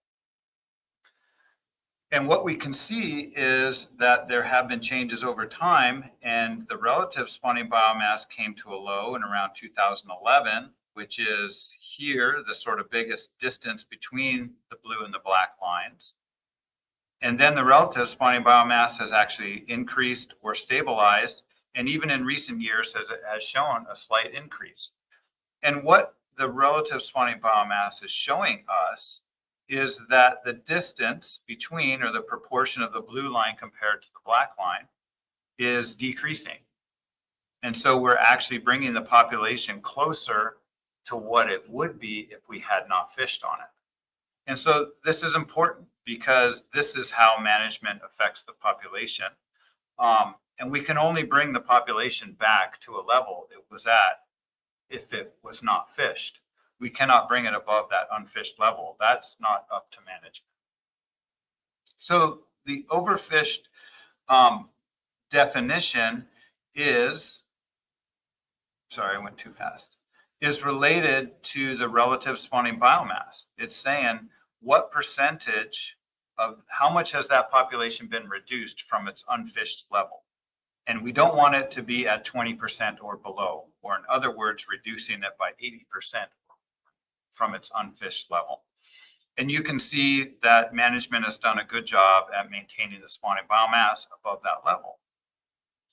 When we look at what overfished means in terms of actual spawning biomass, you see that it changes over time because it's 20% of the unfished level here. So the unfished level is changing, so 20% of that unfished level is going to change as well. And so the overfished level may have been 300 million pounds of spawning biomass in late 1990s, and it's more like 150 or 180 million pounds in 2025 or 2026. So it changes over time, and many different participants in the fishery and managers have come up to me and said, but we're at a low spawning biomass. How can you say the status is so good and increasing when we're at the lowest spawning biomass we've seen in the history of the stock? And that's a great question. And it's because of this concept of what the effect of fishing is and what the effect of fishing in the environment are. So that's why we bring in the concept of depleted and relate that to a level of actual spawning biomass. And what we're saying here is we want to maintain the stock, the spawning biomass, at a level above which there are enough spawners out there to maintain the population. And we don't know what this level is. That's the research we're doing, but I drew in an example line across here. And what you can see is that that is now constant spawning biomass, which if you translate that to a relative spawning biomass, it's actually changing over time because it's constant relative to this unfished level. So what we're really trying to do here is bring in the two concepts of what's the effect of fishing and what's the overall size of the spawning biomass, and are we maintaining enough spawners out there to ensure the recovery if we were to get below that level. So that's my long-winded way of trying to explain those two. I've been working on that delivery for a little while. And if anybody has suggestions, questions, I see Pete, you have your hand up. Yeah, thanks. I always kind of wear two hats in this meeting, right? I have my code, but then I have my science curiosity hat. So I got two questions. One is like, is it true that like when we think about this unfished level of spawning biomass that we're kind of making the assumption that there's no fishery effects on the weighted age? Yeah, that is certainly the case. But I think you could potentially bring that into the estimation. There's a bit of a feedback I'm getting. I'm not sure why. Is it from me? Let me see. Yeah, I think it was. No, it's not. It was from you, Pete. Sorry about that. Yeah, if when I'm talking, if you just stay muted, it seems to work fine. But yeah, you're exactly right, Pete. Is this definition of unfished as we have it is assuming the way that is calculated that there's not a fishery feedback on the changes in weighted age. We're doing research on that to really determine if that's occurred, but past research has not found any sort of smoking gun related to fishery effects on the weighted age. We just see that the halibut population changes, has a wide variability in average weighted age over time. We still see big fish in the population. We still see small fish, but where the average is has been changing over time. But you're exactly right. We do want to make sure that we are estimating unfished correctly. And some research that I would like to actually do is to examine what are the effects of managing with this dynamic approach when you're violating some of those assumptions, as you pointed out. Cool. Thanks, Matt. So the next one, this is more of a housekeeping type question. When you're in that plot that's on the right, that depleted line, is that, it wasn't clear to me if that was like the depleted on the left divided, or the with fishing, or unfished divided by the depleted. Which one was to, how do you calculate that? The one over on relative to the on the right. Yeah, no problem. Depleted on the right plot here, this line, purpley line, is actually divided by unfished. And that's why you see depleted is quite far from overfished in the late 1990s. So when you divide it, it's still quite far from overfished. But they're actually, overfished is coming close to depleted here on the left plot. Therefore, they actually are approaching each other on the relative spawning biomass plot. And that's another thing that I want to really start thinking about. I just haven't had time to think about some of these concepts, but I want to think about what's happening when these two lines are sort of crisscrossing each other, and how should we think about that in terms of managing the Pacific halibut population. It's pretty interesting. So yeah, to answer your question directly, depleted is divided by the unfished level to get this line on the right plot. But I put those in as examples. We would really think about this in a management context as the constant values, and we would look at the right quantity compared to that constant value. But it's interesting to see how you translate it to the other plot.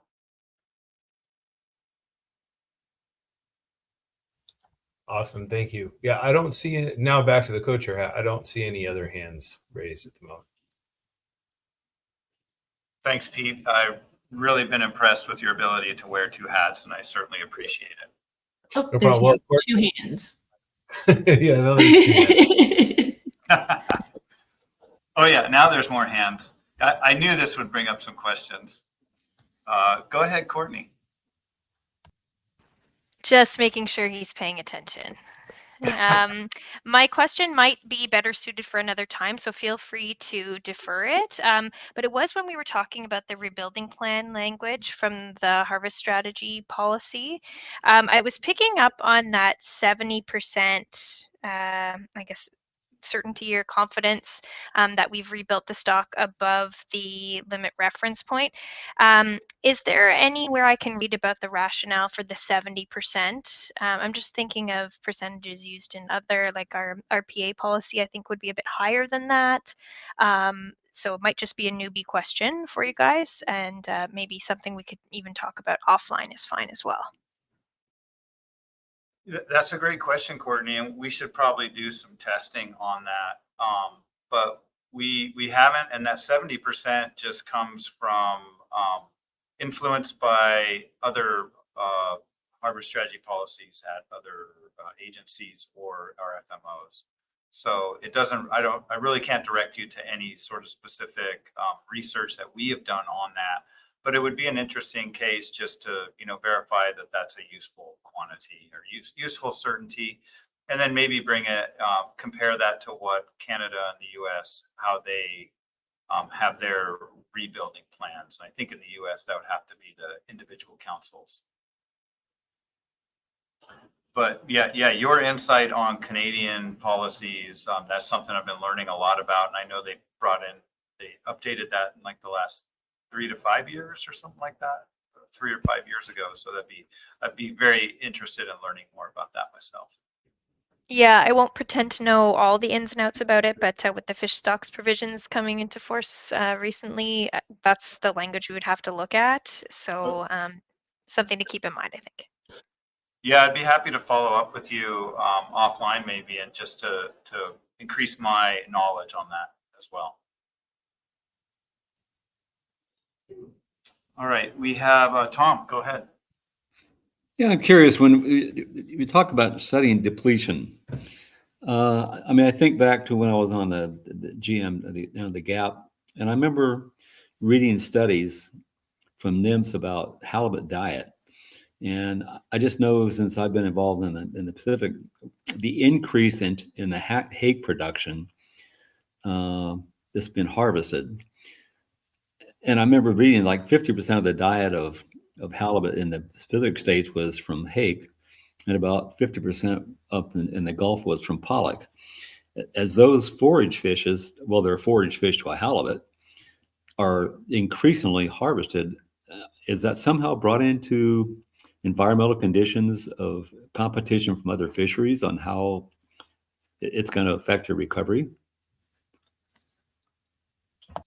Yeah, it's good question, Tom. I'm not aware. I mean, we have had some research done in the past by students on sort of competition of halibut with other species. Are you aware of anything where they're looking at prey availability? There's definitely some diet data that's been collected on trawl surveys. Yeah. Yeah. But I think our understanding is that halibut are pretty generalist, so they'll be eating whatever's available.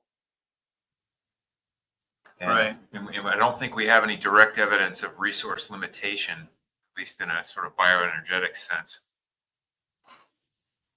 Yeah, and we are, one of our priority research topics at IPHC now moving ahead is going to be understanding changes in size of age. And so those are some of the things that we would consider. So I think that's important that you bring that up. And you're right, there have been a lot of changes in the harvesting of potential prey species of halibut. So we'll have to consider that in our future research.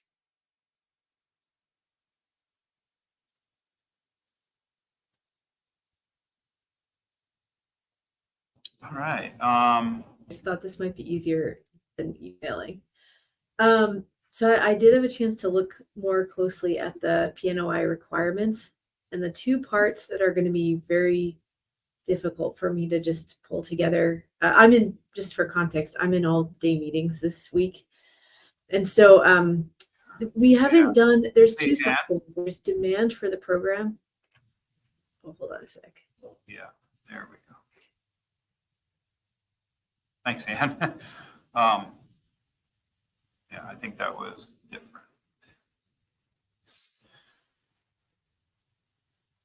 Okay, any other questions before I move on from this? These concepts, you know, we've been working at the secretariat here and how to present this. Ian might give it another go at a meeting in the future in a different way. So if there's you have suggestions how to present this or have questions, just feel free to reach out at any time. I think it just takes repetitiveness, Alan. I mean, I'm getting it. Get it now. Just keep on it, and we'll get it eventually. You know, that's what I've learned, you know, even for myself, every time I present, I went over it this morning before the meeting and I was like, oh, here's maybe something else I could say. So I need the repetition as well. I appreciate that feedback, Jim. Okay, so I'm just going to try to confuse you now because I just talked about overfished and depleted, and now I'm going to talk to you about overfishing. And it shouldn't be confusing, but a lot of times people don't realize there's a difference between overfished and overfishing. Overfished, ED, and overfishing, ING. And so it's just important for me to make sure everybody understands the difference between the two. So overfished is a level of spawning biomass. Overfishing relates to how hard you're harvesting the population. So the harvest strategy policy has an overfishing reference point, and this is basically when this is a limit reference point when the annual fishing intensity is higher than the level required to sustain maximum sustainable yield. The MSY fishing intensity is currently FSPR equals 35% based on current understanding of the population dynamics and fishery characteristics. The MSY fishing intensity may be revised as new information becomes available. So this is a SPR level of 35%. If you're fishing harder than that, you would be overfishing.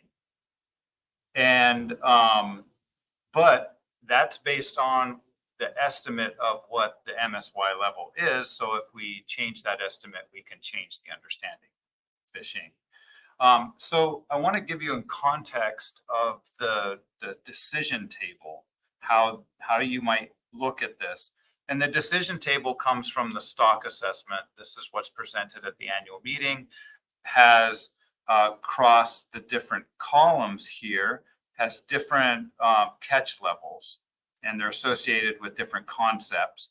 And one of those concepts is the overfishing limit. And that, as you can see here in really small text, is the F35%. And so the decision table presents a catch associated with F35%, which in 2026 would have been 51.9 million pounds. Therefore, anything to the right of this overfishing limit would be considered overfishing. So if the commission was to decide to take 52 million pounds, that would be considered overfishing in the harvest strategy policy. So we just want to avoid harvest levels that go to the right of this overfishing limit. Now, it's totally acceptable to present these levels, but how there's no specific language in the harvest strategy policy that says this is a consequence of overfishing, other than it's to be avoided. And two, if you are overfishing, you're not maximizing optimal yield, or you're not managing to optimal yield. So we really do want to avoid that. Any questions on overfishing compared to overfished? Go ahead, Forrest. Yeah, just in the last couple slides, it just keeps coming back to me that the behavior of the commissioners is so far to the left in this case on this decision table, or so far. It's like these are important thresholds, but they come a long way from the actual behavior of the commission and avoiding some of this stuff. And I don't really have a question in it. It's just that it just keeps occurring to me that we were putting the brakes on far earlier than some of these, these graphs and illustrations point out. And so I'm just kind of throwing this out to the group about, like, what are we avoiding? And how do we, it seems like it seems like what we're really doing is we're shooting maybe for our second objective after our first biological objective of B30. Well, I'm not even sure what we're trying to do. Honestly, like, you just keep bringing this up, and we're a long way away from these particular reference points, I guess, in a sense. Maybe I'm not making sense to myself here, but are you getting anything out of this? Like, where in all this material do we actually live in reality? Yeah, I think that's very fair, Forrest. I really appreciate that comment, and I think we've had some discussions about that in the past few years.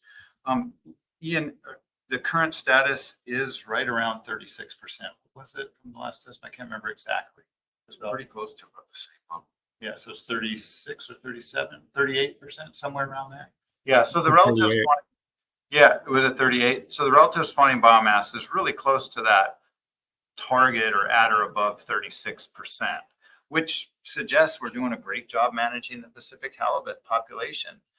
Yet, as you noted, the commission is opting for some precaution and moving to the left of that decision table from the reference level anyways.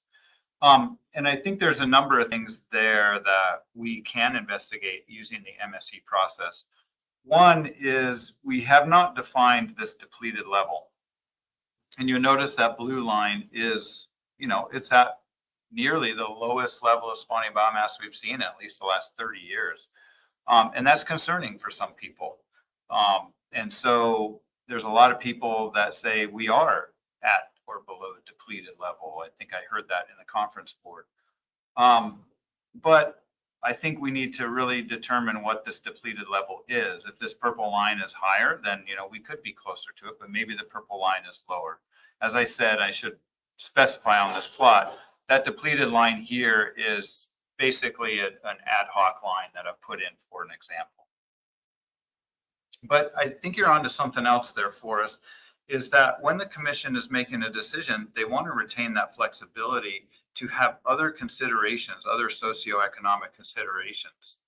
And those are things, such as the fishery has low catch rates, or, in the commercial fishery at least. And I know you've identified some socioeconomic considerations in the recreational fishery that are potentially opposite, but suggest maybe we need to increase catch levels to maintain profitable fisheries. So those are the hard things that are difficult to characterize. We could try to make objectives for those, but those are the challenging objectives that the commission has to make the decisions based on.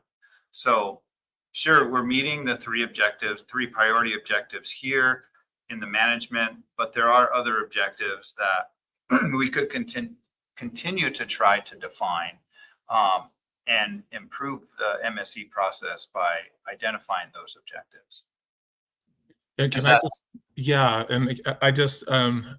I think it's really important to the commercial fishery that they have an economic, that it works economically for them. And I think that that's probably the driving factor, even though there is some fear about being lower than we think we are, but that's the sense that I got the last couple meetings. And it almost feels like there should be lines in here for when it doesn't even work for the commercial fishery anymore. I don't know. It seems like the decisions that we make are just a long way from the graphs and the illustrations and figures that we produce. So thank you for going through that. No problem. And I remember in conversations of the conference board at the annual meeting that there was quite a bit of diversity where different stakeholders thought we were in terms of where the population should be. Some people felt like they were doing fine with the catch rates that were available in the commercial fishery. Other commercial fishermen felt that they weren't, and they were doing low. And I think that diversity of views makes it pretty challenging to identify single objective, or as you said, a single line on this plot, what is where the commercial fishery need to be. That differs for different people, I think. So I want to keep working on those concepts, and you'll see part of the work plan is to keep bringing up these objectives and keep identifying important objectives. So I'm not going to give up on that, and I think that's still some of the work that is important for the MSAB and the MSE process to do. Thanks for spending the time on that. Appreciate it. Yeah, no problem. Thanks for bringing it up. Linda, you have a question? Not so much a question as maybe just a comment on that. I mean, I think there was some conversation around economics and catch rates, but that really what I hear much more strongly from fishermen, commercial fishermen, is this concern about the spawning stock biomass being below where we've seen it recover from before and getting very close to that level, and that in a changing ocean, changing climate, should we really be counting on the fact that it can recover if we keep driving it lower, and people not wanting to find that answer out the hard way, but be more precautionary. So I just think it's important to remember that fishermen are, bring their observations of what they're seeing on the ocean and what they've witnessed in the past to the science, and that, yeah, there are multiple objectives and levels of concern for the resource that, I have found in these conversations really are weighing in much more heavily than economics. Yeah. And yeah, important to hear that concern and be sensitive to it. Yeah, definitely.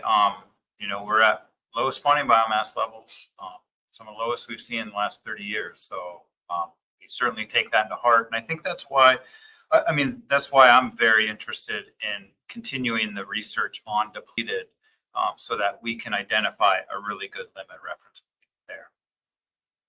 We'll talk about that a little bit more today, as I noted, and then we'll be talking with the SRB next week on that concept as well and that research. All right, I'll continue to move on. Well, here we are, determining a depleted reference point. So that's a good segue from Forrest and Linda. So we've been thinking about this concept, and we've brought it into the harvest strategy policy. But we haven't defined an actual level that we want to be above or a level we want to avoid being below.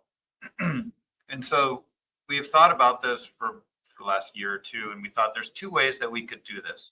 One way is to just determine what is the lowest spawning biomass we've observed or estimated from the stock assessment, and that we believe that the stock would have recovered from. That level is 2024 in the stock assessment would be 153 million pounds. That's the estimate, the median estimate there. But it may have been at similar levels in the 1970s, but those estimates are very uncertain. In fact, they're different between two of the models in the ensemble. So the nice thing about defining a sort of lowest spawning biomass we've observed from the stock assessment, say 153 million pounds, is that if we update the stock assessment and it's giving us a slightly different answer, this value can scale with that, our current knowledge, in other words. So it can be updated based on best available knowledge. But another challenge to this, one, not only defining what is the level, but is 153 million pounds the level that we really want to avoid, or is it something below that, say 100 million pounds? Because we're at a low level, we have we're certain it will recover. We've seen some increases potentially, but so should it be 50% of that stuff? So there's some complications in just looking at the lowest spawning biomass observed, but I think it's an important input into understanding how low the stock is able to go and still recover. So the second method that we've been working on now is to do some simulations with the MSE framework. And that's useful. The MSC framework is purposely built to see what would happen to the stock in the long term. That's why we built it. So what if we just assume worst case scenario? We assume low productivity, low recruitment, and we assume this concept called depensation. And depensation is basically, it's also called the Ali effect. And it's when the spawning biomass gets low that actual recruitment or births from the population are reduced even further. So in other words, a population might get so low that the animals are not coming together to actually reproduce. And so you need some sort of minimum spawning biomass or spawning size, stock size to actually ensure reproduction. And we can introduce that through mathematics, this depensation concept, and we've investigated that with the SRB in the past. So what we would do, and we've done this in the past, simulate forward with fishing to drive that stock to a low level. So we increase fishing purposefully in the simulations so that the stock is going to go to a pretty low level. We do that for a set number of years, and then we stop fishing, and then we simulate further to see if the stock recovers. Some of those simulations will get to low levels, and based on the environment or whatever, they will not recover, and some of them will recover. And then we summarize that over all the different levels of spawning biomass that the stock was driven down to. And we see, oh, look, at 70 million pounds, the stock never recovered when it was 70 million pounds or lower. And so we can identify then what is a potential limit reference point from which recovery would not be possible for the stock, or not 100% chance of recovery, using the simulation model that we have. So we're going to continue working on that. I don't think I have any more details on that. I didn't want to go into that any further. No, I don't. And the reason is that we're updating that work. The previous work that we did, which was presented at the SRB meeting in September, it's in that document. That work was preliminary, and the SRB made a recommendation to do more simulations. Therefore, this work is in the work plan as a high priority item, which we'll discuss tomorrow and have more feedback, be able to have more feedback on. So, okay, any questions on this? Yeah, Forrest. Yeah, and just quickly, I realized that you were going to revisit it and they're doing more work on it, but are we to, so if some of the simulations you did showed that it was, at anything below 70%, I'm sorry, I'm getting my numbers mixed up anyway, but anything below a certain number, shows very little recovery. From what we know about recruitment events, how should I think about that? We know apparently we can recover from 150 million pounds, but maybe not, right? I mean, maybe not in certain environmental conditions. Maybe they were just adequate so that we did recover, but that may not be a floor. So that makes it really hard to throw a dart at. But besides that, I'm trying to look at like between that and something lower than that. Is it like a light switch, or does it get I don't know the term you use, depensation or something? Does it get steadily harder for a stock that approaches that threshold to recover? Or you know what I'm asking a little bit? Yeah. And so, it's not really a light switch, as you would say, but the probability of recover declines as you get to lower spawning biomasses. And that was the issue with the work that we did last year, is we didn't have time to do a lot of simulations. So we couldn't really get a good estimate of how those probabilities changed at, say, 100 million pounds. It has an 80% chance of recovering. At 90 million pounds, it has a 60% chance of recovering. So it is a smooth gradient. And so we want the SRB asked for more simulations so that we could really get a good idea of those probabilities and really identify a clear point in which you had 100% chance of recovering. The population did in a low productivity scenario. So we'll talk about this more when we talk about the work plan, but some axes that we want to investigate here are, we want to determine the level of spawning biomass, but we also want to look at different depensation levels, how at what spawning biomass is it really affecting the ability to reproduce? And so we have some different things that we want to look at to make sure that we're providing a robust analysis and then determination of a limit reference. So further work to come, and next time we'll talk to the SRB about some of those details next week, but none of the work has been continued. And so we'll do a lot of that work over the summer and then present it in detail in the fall and at the interim and annual meetings. Alan, question Yeah. about stop fishing. Is it really stop fishing or is it stop directed fishing? What we've assumed in the simulations here, and maybe this would be good to discuss, exactly what that means. We've assumed there would be a little bit of fishing, of mortality on Pacific halibut due to fishing from bycatch fisheries, subsistence fisheries, and other things like that. I can't remember the exact number of or exact pounds we assume when we stop fishing, but I think it's somewhere around 3,000, not 3,000, maybe 3 million pounds of mortality would come out of the stock, even though we stopped fishing. Okay. No, that I sounds think it's 3 million. realistic. Yeah, we tried to make it somewhat realistic, and noting that not all mortality would stop on Pacific halibut from fishing sources. Okay, thank you. That's helpful. Yeah. Go ahead, Len. Thanks. The last question just kind of made me think, and this may be way too complicated for the modeling to do.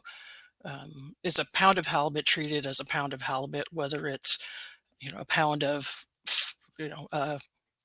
18-inch halibut, those poundage, or two 18-inch halibut treated the same as a 36-inch halibut? Is a pound of halibut a pound of halibut, or are there some differences depending on what life stage and how big? Are they reproductive or not, when we're looking at some of this stuff? Yeah, no, that's a great question, Len. And we're actually doing some research here at IPHC. We've been doing research on fecundity of Pacific halibut to get a better picture, if that's the case. In other words, is the reproductive output of two 50-pound halibut the same as the reproductive output of one 100-pound halibut? We are assuming that is the case, that a pound is a pound, no matter what life stage they're in.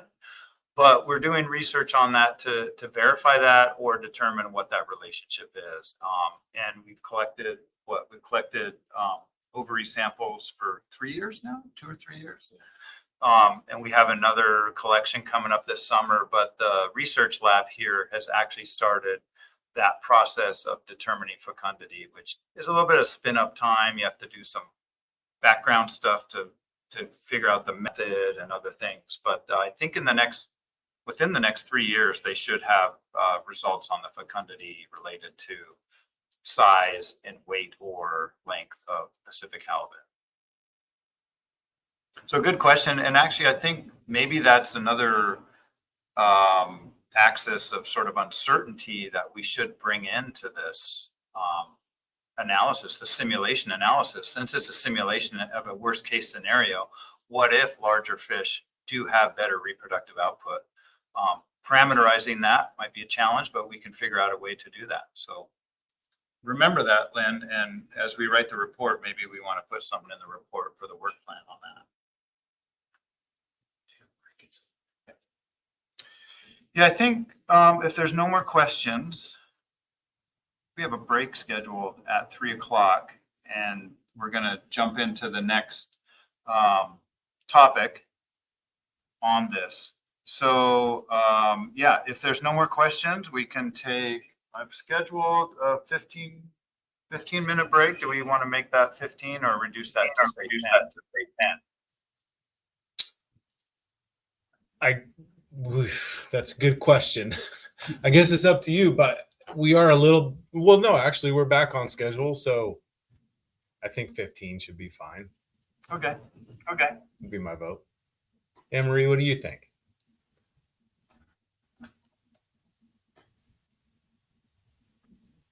Sorry. My mouse is good. Thank you. Works for me.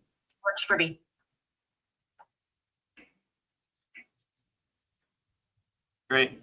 Okay. Great. We'll come back at 3:20 then. Pacific time. Sounds great. See you then. All right. Well, welcome back. Pete, when your mic is unmuted, there is a little bit of feedback. Anne-Marie was yeah. Do you hear that? Yeah. Weird. Yeah, it is weird. Maybe I'll hook up a headphone or something. Yeah, I'm not sure why. I wonder if it's something in Adobe Connect, because a lot of times the program actually stops the feedback. That's all right. It's all good. You guys are doing a great job. So if it's okay with you, and so if it's okay with the chairs and the MSAB, I was just looking at the schedule I have in the second page of the agenda. And I don't think we'll have a lot of drafting to do today.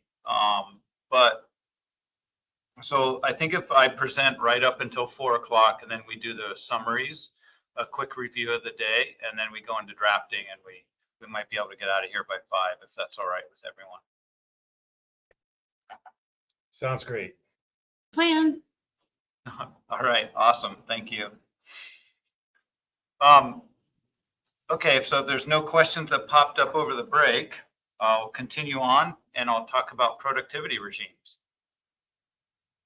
Now, productivity regimes is a popular topic in the Pacific Halibut world these days, and partly because we're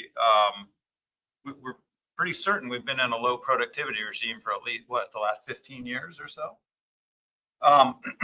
So what do we mean by productivity? And what we've identified here at the Secretariat is there's really two major components of productivity that we've identified. And of course, we've already identified there's some other possibilities that we may not have the research to support yet. But what we can characterize is the weighted age on the left side here. You see this plot over here is showing the weight at age of different ages. Each colored line is a different age, but the average weight at age since the early 1930s, according to the best estimates that we have. And so noting that in more recent years, in the last few decades, we have better data. So it's actually showing us a better variability across the years. But I think the important outcome here is that, you look like a 20-year-old fish could have been 120 pounds on average in the 1970s, whereas now a 20-year-old fish is maybe 40 pounds on average in these days. And what is the exact cause of that? We're working on. We need to do the research to really try to figure that out. But there has been research done on that. Nobody's really found any good conclusions related to that. So it could just be variability that we don't understand at this point. But that variability is really important because that's a really big part of biomass, is that if you keep the same number of fish, but weight at age declines by a third, well, your biomass has declined by a third, even though you have the same number of fish out there. And if biomass is related to the number of eggs, that's important as well. So we have these changes, and we've identified sort of three stanzas, eras, regimes, whatever you want to call them. We've identified a period of high, and that's characterized by this, I think it's 5-year periods that we've characterized it as. And so weighted age was high in about the 1970s. It was low in the mid 2010s. And then we've identified a current sort of regime for weighted age as well, because what you'll notice is that there's a difference between low and current. Even though they're both low, During the low period, the young fish were really small for their size, for their age, but the large fish were a little bit bigger for their age than compared to the current period. So we have these 3 different periods of weighted age, and we can simulate forward just assuming that weighted age always stays as that period, as defined by that period. So we can define it as low or high or current. The other component of productivity is recruitment. How many fish are born into the population? And a lot of work has been done by IPHC over many decades relating the PDO to the average level of recruitment in the fish of Pacific halibut. And what they've found is that in periods of a positive PDO, there tend to be on average more fish recruited into the population than during negative PDOs. And you can really see that here in the 1960s. In the middle of the plot during a negative PDO phase, PDO negative there was low recruitment, whereas then all of a sudden it switched to a positive PDO phase, and there were some high recruitments, including that, that 1987 year class, which we all hope to happen again.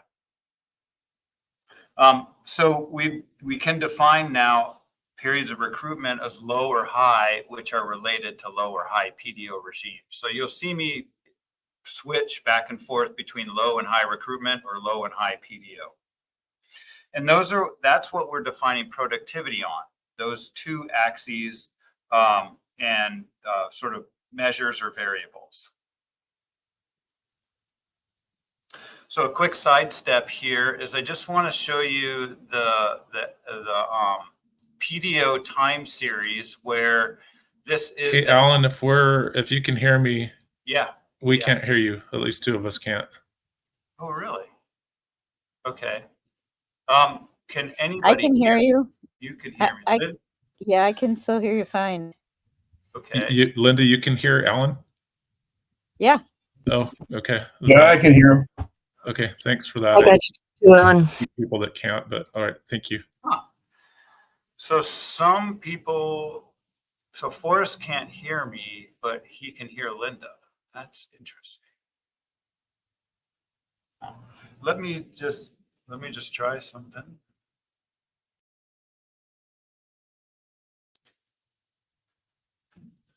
Forrest, can you hear me now? Doesn't seem like it. Linda, can you maybe ask if Forrest can hear you?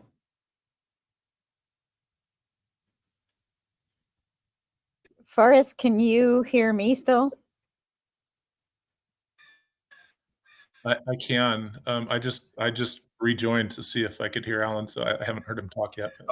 Have you? Okay, but you now, can hear Forrest? me? Yeah, I can. Yep, I can hear you both. Thank you. Okay. Thanks. All right. No problem. Thanks. Thanks for pointing that out for us. So I wanted to take a little sidestep into the what the average annual PDO has been historically and up to I think, yeah, this plot goes into part of 2026.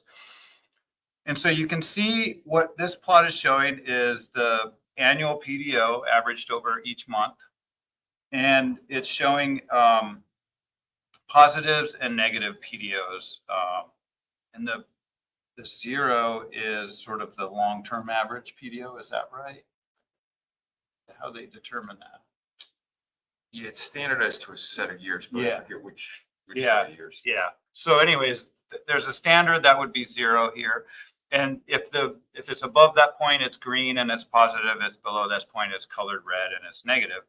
And then the blocks of colors with the number in it, like 17 here and 34 here for the reds, those are defined regimes that we have defined ourselves at IPHC.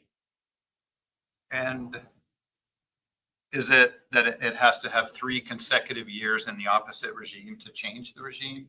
Something like that? Is that the case? Yeah, that was the closest thing to mimic the original research that was done to sort of define regimes within the PDO. Yeah. Noting that was done quite a few years ago now, and it wasn't really anticipated that we would have these periods of shorter highs or lows. There you go. Right. But you can see it characterizes some regimes here, a 34-year regime of low in the 1950s, 60s, and 70s, a 21-year high regime, and then a 28-year regime more recently of low, with a couple of high years shown there, but it didn't stay high for long.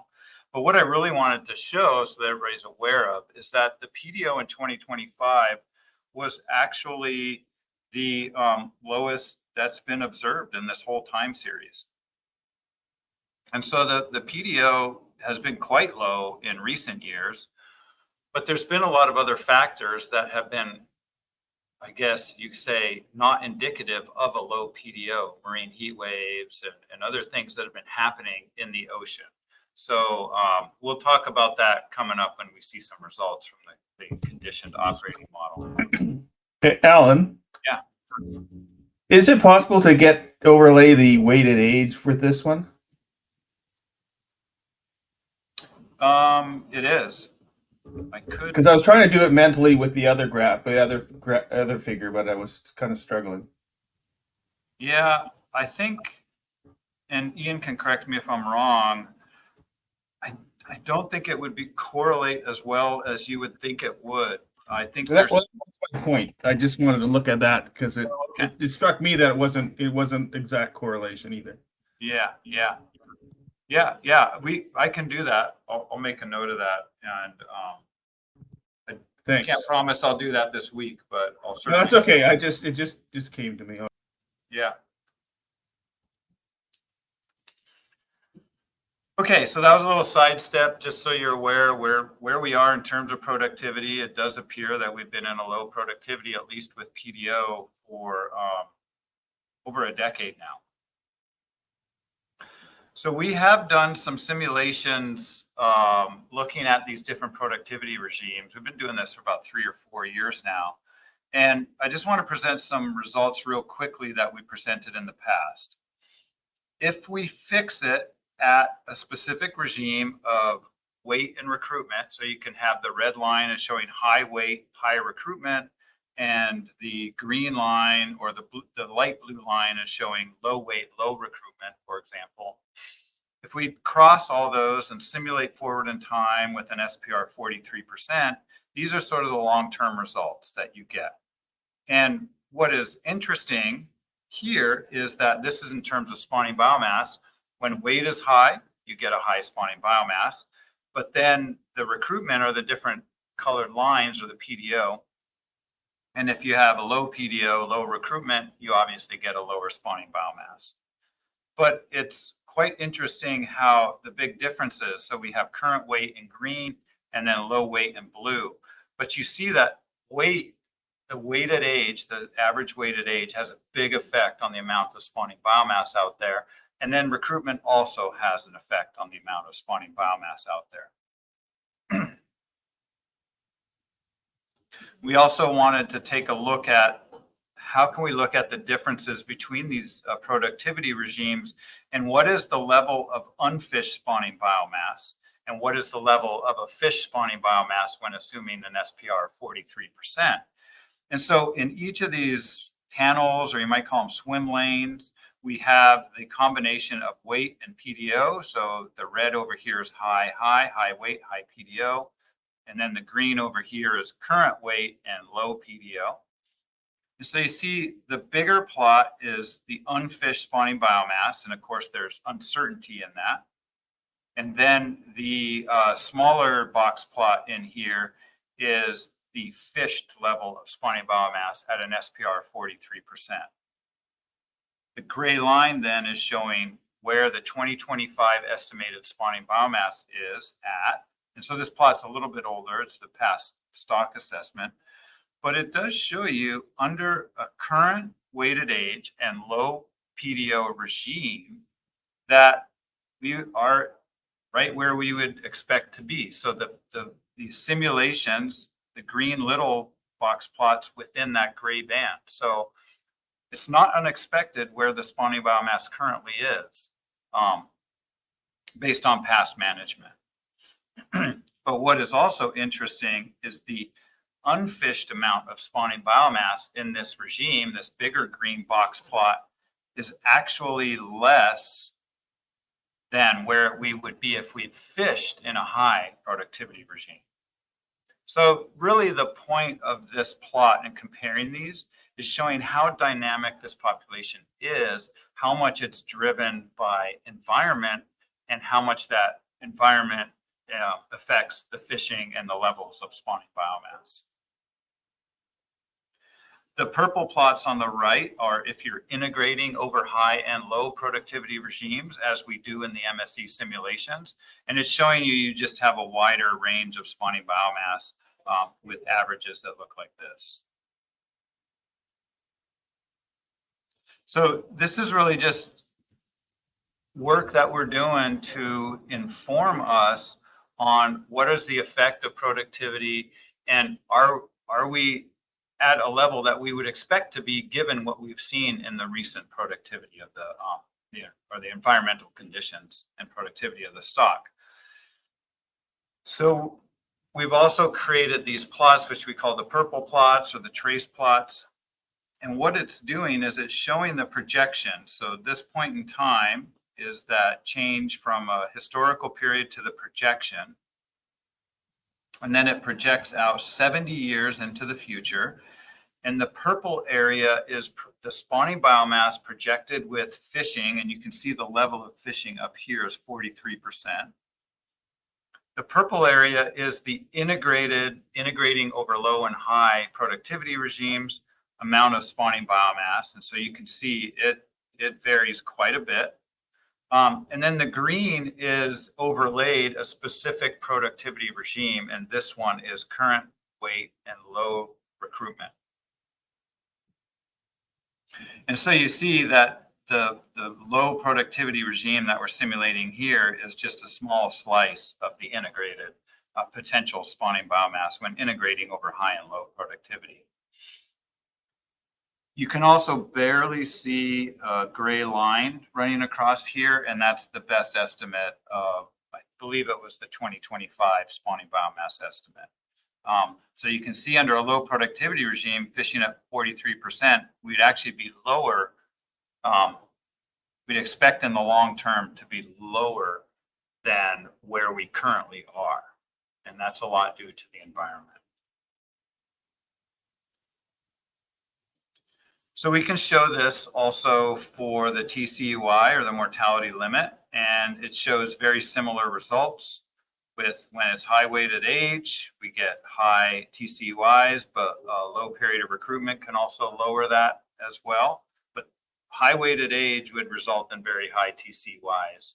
And so we can then go to current weight and we go to low weight. And if you have a keen observation here, you might see that the green and the blue lines are sort of opposite of each other than what we saw in the spawning biomass. So in other words, the TCY is affected slightly differently by these productivity regimes than the spawning biomass is. And that's because the TCY does capture some fish that are not mature in the spawning biomass. But this is all, again, trying to understand how productivity and the environment's affecting the stock and where we're at. And so you don't need these plots here just to show you what it looks like on the MSE Explorer. We actually put these plots onto MSE Explorer for you to examine as you wish. So you can go there and then you can choose SPR values here on the left and on the right. And there's a number of different fixed SPR values you can choose. And then it'll show the plots on the left and the right for you to compare against. And then the spawning biomass and the TCY plots will overlay a low productivity projection as seen in the bottom there. So you can go to this page on the MSE Explorer and examine it and pull out these plots and compare it for yourself. And so I actually did that. And I copied these plots directly from MSE Explorer for an SPR of 52% and an SPR of 43%. And you can make those comparisons, and I've had feedback from some people. It's like, well, the range here on spawning biomass is so large, it's hard to make the comparisons. And you're right, it is. And that's because one of the options is to look at this as an unfished level. And so I tried to keep the same, but I'm going to work on this over time and get a better picture. But you can see, you know, there's a lot of variability. There's slight differences between the spawning biomass because they're different fishing levels. And then you can see the effect of the TCY. And then there's other plots as well in that MSE Explorer. I think there's 5 total plots. There's dynamic unfished spawning biomass and some other ones that might be of interest. But you can then get the idea of, you know, you can make comparisons to the estimated 2025 level and see how these different fishing intensities affect the population given different productivity regimes. Hey, Alan. Yeah. Sorry to interrupt. Forrest looks like it. No problem. Yeah, go ahead, Forrest. Yeah, it was a couple slides ago, but I think we can use this slide too. The one thing that doesn't show it, and these slides have become very interesting to a lot of folks attending the annual meeting, but what it doesn't show is how many times we hit the harvest control rules to keep that from dipping even lower. And I just wondered if there was a way to get a sense for that or illustrate how, you know, the fact that we didn't crash the stock is because we closed the fishery or we ramped down the fishery. How can we get a sense of that? And so for the purple simulations, the purple area, which is integrated, you can use the MSE Explorer and go into the table and actually, I think there's some performance metrics that show how often you're below 30%, which would be an indicator of how often you're invoking the control rule. For the productivity regimes, that's a good question, is how often are you not fishing at that input fishing intensity, say 43%. And I'll give that some thought. Is that something you would be interested to see in a specific productivity regime as well? Well, I don't think of it as down in the weeds as you're capable of, but when I look at that, you know, if something says, oh, well, look, it's not as bad as you think it is, but then how often is the fishery, you know, ramped down, because that's the reason why we don't go below there. And I was just going, if there's like little red marks or something along there every time the harvest control rule was invoked, which I know that's impossible because you're running 500 simulations. But I just was wondering how to interpret that. No, I think one way to do that, this is great. Really good feedback for us. And I'm thinking of a couple of ways, and I'll work on this. But one way is to just plot this as an SPR. And then you would see the range of SPRs, and you would get a sense of, wow, this is an input SPR 43%, but in 2050, the SPR tended to be, you know, higher, which is a lower fishing intensity. It's confusing. But you would get an idea of how it's actually the management procedures adjusting the fishing intensity. The other way is over 500 simulations, I could have a proportion of times in each year with a little bar plot or something that shows how often did it, the control rule was invoked. And so you might see it's never invoked, or it's invoked 80% of the simulations or something like that. That would be phenomenal, but if it's like tons of work, that would be help interpret it a lot. No, it's great. And I'm looking for a lot of feedback on these plots. I do want to improve them. This was literally like 3-week period before the deadline for the annual meeting that I put these up in MSE Explorer, just so people would have access to them, because there was some interest in them. And, you know, I think getting away from the Joker colors here too might be a good plan. I like your colors. Yeah, I do too, but yeah, we'll see. Okay, thanks for that feedback, Forrest. That's something that I will work on, because I think that's really good. All right, looks like we're doing good here. It's 3:45. I'll continue on. So that's what I have on productivity regimes. We'll have a chance to talk about this more when we talk about the actual work plan that's coming up. But I think this is good background to have. And then feel free to ask questions now. But if you think about it and you're like, oh, I really wanted to ask him to create that plot of SPR or whatever, we can talk about that in the work plan. And if you're really keen to make sure I do it, put it in the MSAB report. All right, I want to talk about a couple more things, and then I'll save the conditioning of the operating model for tomorrow, because that's a really fun one. And I don't want to do all the fun stuff today. But the coastwide reference fishing intensity, that's something we've really been working hard on for many, many years in the MSE process. And the harvest strategy policy actually specifies an SPR 43%, which is based on a past recommendation of the MSAB and past work of the MSE the MSE process.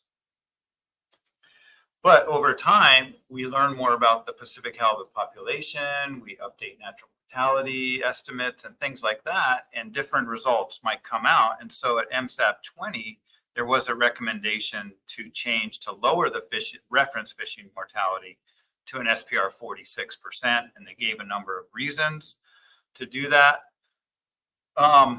And then in recent mortality limits are more associated with SPRs of 51%. As noted earlier in the meeting, the commission has been backing off of that fishing intensity. But the commission has not updated the harvest strategy policy based on the recommendation from MSAB 20.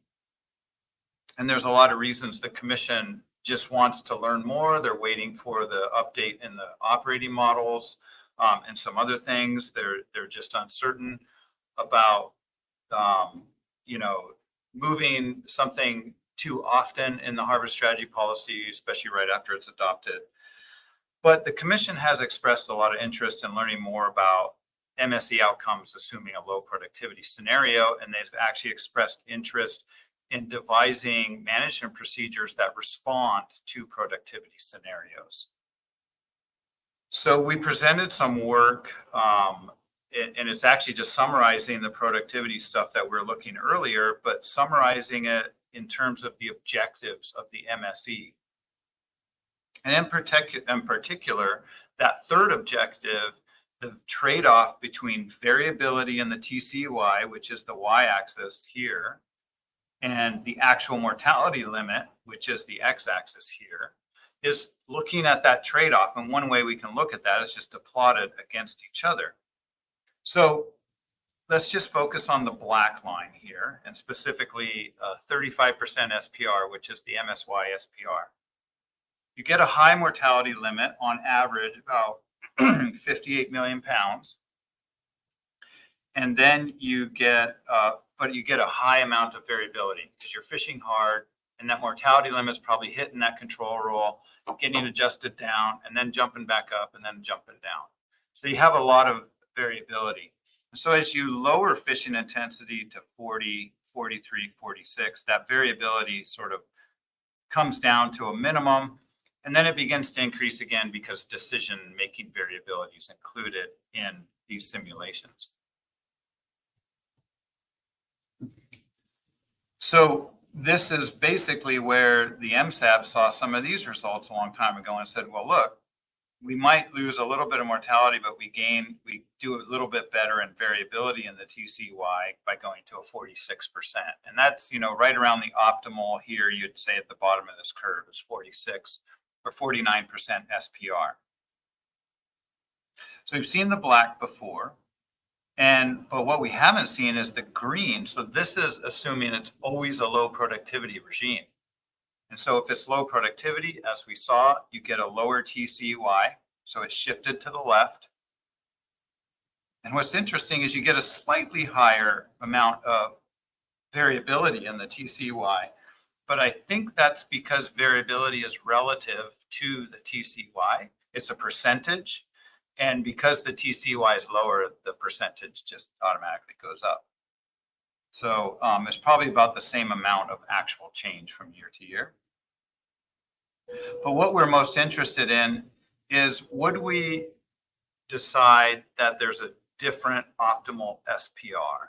And the shapes of these curves are mostly similar, just shifted at different locations in this plot. So really the optimal is still occurring down around that 46% SPR. So it doesn't change your sort of determining what the best performing management procedure might be, but the outcomes of that management procedure because of productivity just are at a different level. So I thought that was interesting, is that the regime had little effect on the optimal SPR. And so that does beg the question, should we act differently in different productivity regimes? And that's some work that we could continue to work on. Alan? Yeah. I had a question about that one, probably maybe less for you in specific and more for MSAB participants. I was just wondering, in terms of the AAV and the desire to have a smaller AAV, wondering whether having a smaller AAV is more important when the TCEY is lower. Just as a general concept, I haven't quite thought through like how this would be implemented as part of a control rule, but I'm just sort of wondering whether, like, when the TCEY is 30 million pounds, 25 million pounds, 35 million pounds, is that more important to have a small AAV than when the TCEY is more in the 50s to 60s? Yeah, I think that's a good question for participants, really, is that, you know, if you're operating on average around 50 million pounds, are you okay to jump between 45 and 55 million pounds? Versus if you're operating around 38 million pounds, do you only want to jump around a smaller range of variability? Yeah, so I think that's a good question. I can't answer it exactly, but that is something, you know, a lot of the different performance metrics that you can choose in the MSE Explorer, I think there's like 200 in there or something, do try to get at those questions. You know, what is important? And, but that is something to really think about. The end result, though, is you can't go lower than a certain AAV anyways, just because of the variability in the population. So it becomes a question, okay, if we're in a low productivity regime, maybe do we implement constraints or something like that? Do we add something to keep that variability even lower? But I like that question, Anne-Marie, is like, are there different, and I'm trying to expand it out to a higher level question myself, is that, are there different objectives depending on which productivity regime you're in? Well, and there might be one more layer to this, and that's like in what time, like AAV is a 10-year, like the time frame matters. Right. Am I willing to take a higher overall TCY over a 5-year period, even if I have a lot of vacillation, or but maybe I'm not if it's 10 or 15 years sideboards, because then I can't make it that far. That my high year will carry me over for a few years, but then it won't if it spreads out too far. Yeah, and so we've sort of played with the performance metric as like how many years in the 10-year period, or like was the change in the TCY a certain level or something like that. But yeah, how often are you below some threshold, or how often, you know, are you changing so you don't have even a 3-year outlook on your business plan or something like that? Yeah. So the time is important.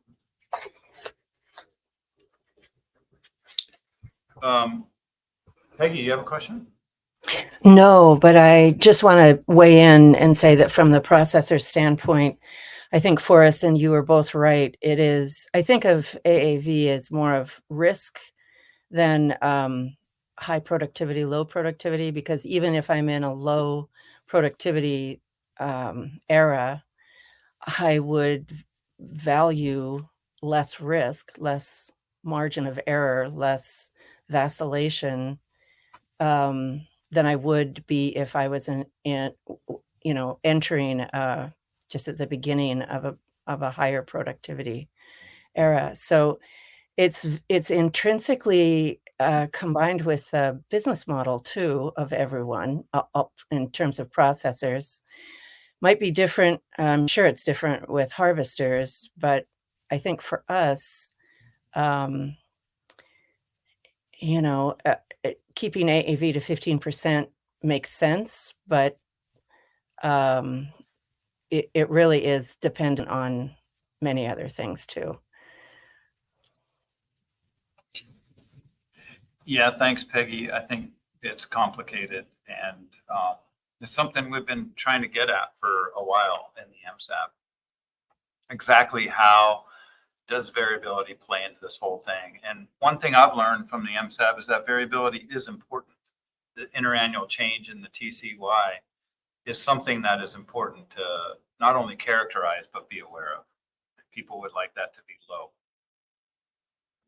Alan, in your thinking, have you ever thought about when there's less product and scarcity that there's a higher price like we've seen the last couple of years on halibut, and factoring that into preferences for variability? Because maybe, I don't know, does that ever come into the idea?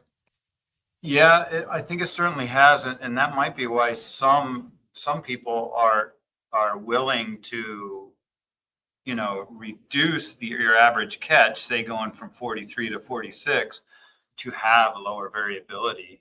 It's because, and I'm speculating a bit here too, but maybe, they're thinking that the price will account for that reduction in the catch and keep their economics similar. But I have no idea how the interannual change, the variability from year to year, could actually affect price, and if that is something that we would have to be aware of. And that now is getting into more, the economics of it, which we have not brought into the MSE process at this time.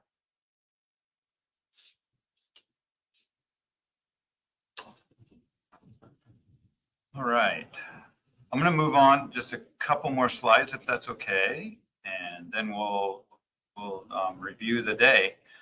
So this slide is just the table format of what you saw in that picture. It's the median TCY and the AAV, where the low productivity is on the bottom. That was the green line, and the integrated productivity is the top, which was the black line.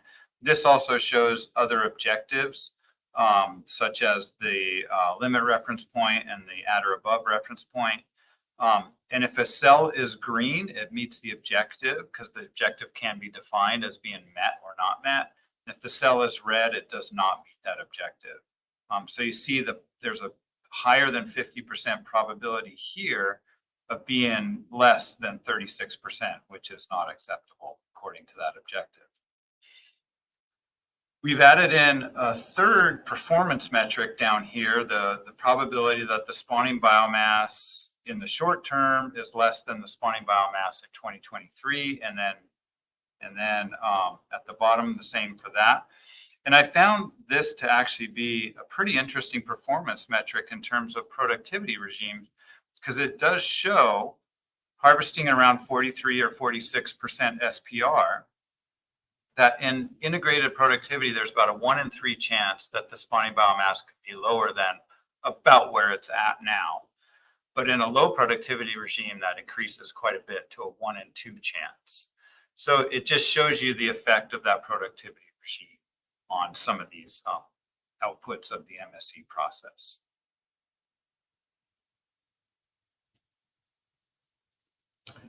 And let's see. You know what? I think I'll present the harvest strategy policy table real quick. If we get some questions, we can always bring it up tomorrow. And then we'll stop and then do a little review of the day. So we have been presenting for about 2 years now this harvest strategy policy table in sort of concert with the decision table from the stock assessment. And what the harvest strategy policy table is doing, it's looking at the projections short and long term and integrating over low and high productivity. And it's using the columns of the decision table to determine the input SPR. Noting that the decision table from the stock assessment uses a fixed catch and an associated uncertainty in SPR, and the harvest strategy policy table uses a fixed SPR, which has variability in catch. And then it fills in different rows with short and long-term performance metrics. And this just allows us to show what would happen with the consistent application of a fishing intensity. So this is what the table looks like. And you might recognize these columns are labeled the same as in the decision table from the stock assessment, which was actually on a previous slide in this presentation. But associated with each of those, we've grabbed the average SPR from the decision table and actually fixed it. So we have different SPR values here. So fishing intensity levels, with the overfishing limit being 35%. And then we report a lot of performance metrics in the table. Some of them are associated with the objectives. They're incorrectly bolded there. And you see the TCY and AAV are there as well. And I'm not going to go over the numbers in these, but I just want the MSAB to be aware that this table is being presented. It's a way that we're trying to bring the MSE results into the decision-making process and what the management of Pacific halibut in a more direct way, in a more annual way than just trying to find best performing management procedures. So anyone can then look at this table and see these different probabilities. What's the chance of harvesting at that level? What are the outcomes? So I don't want to go too much detail in that unless there are questions on that. And with that, I think we can move to the review of the day unless there are any questions. I thought I saw a question from Forrest, or I saw a hand. No, I was just trying to like clap or something because this is awesome. Too many buttons. Alan, I do have a question in terms of this harvest strategy policy table and like all of our discussions, and this is probably not a today question, but just something to think about maybe overnight in terms of particularly the short-term metrics, whether it might be helpful to have another bundle that is specifically not integrated over low and high productivity, but just low productivity, because that's where we are. And so because when I'm looking at this in terms of the F46% and the median TCY at close to 50 million pounds compared to the one from the decision table, which you showed a little earlier, which was closer to 40 million pounds, it just might cause a little bit more of a disconnect than is necessary. Yeah, I agree with that. That where there has been a lot of disconnect when I've been presenting MSE results. People are like, what do you mean we could be at 60 million pounds in the next 4 to 13 years? And part of that,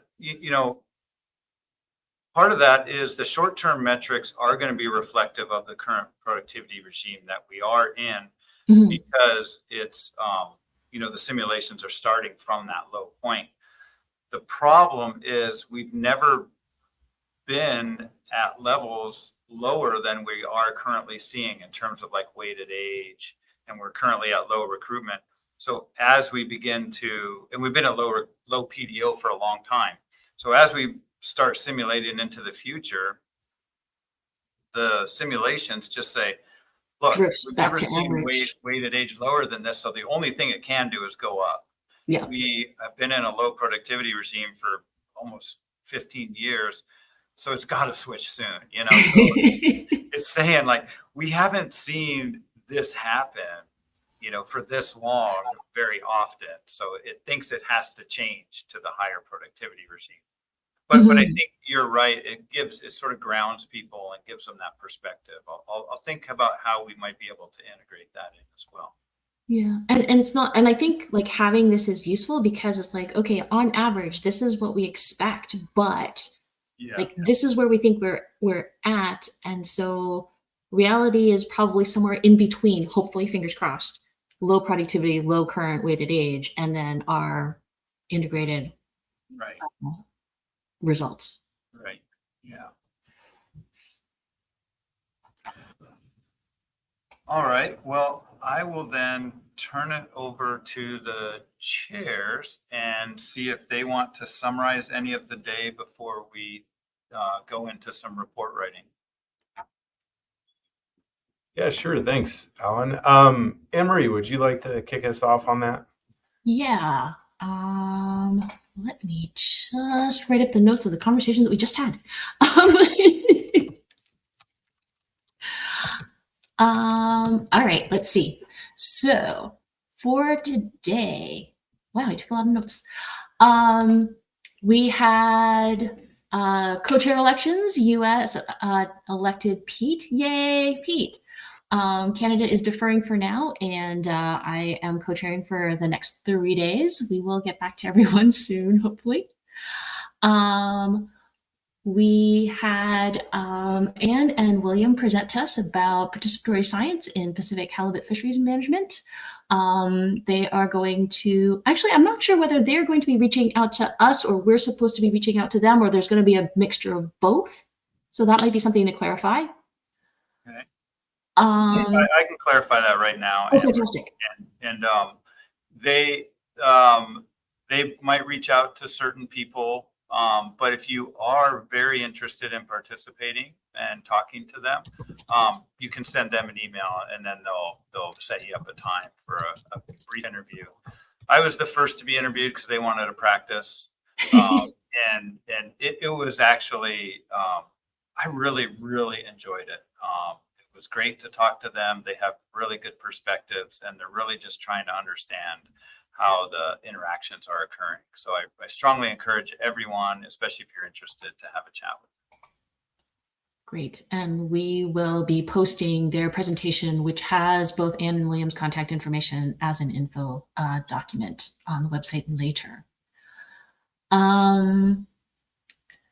We had some updates on actions arising, where there was a note that we were going to review, I think, some of the items that came on that were in progress.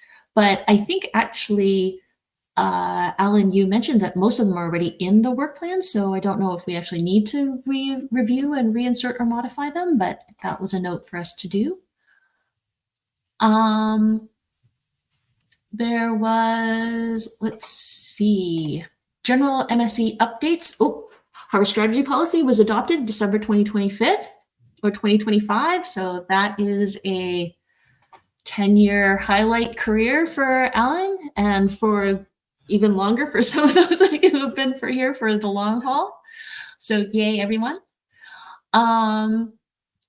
There was a question around rebuilding, and one was what is rebuilding, and or recovery in terms of both overfished and for depleted. So overfished, it was identified that 70% probability greater than of being over spawning biomass of 20.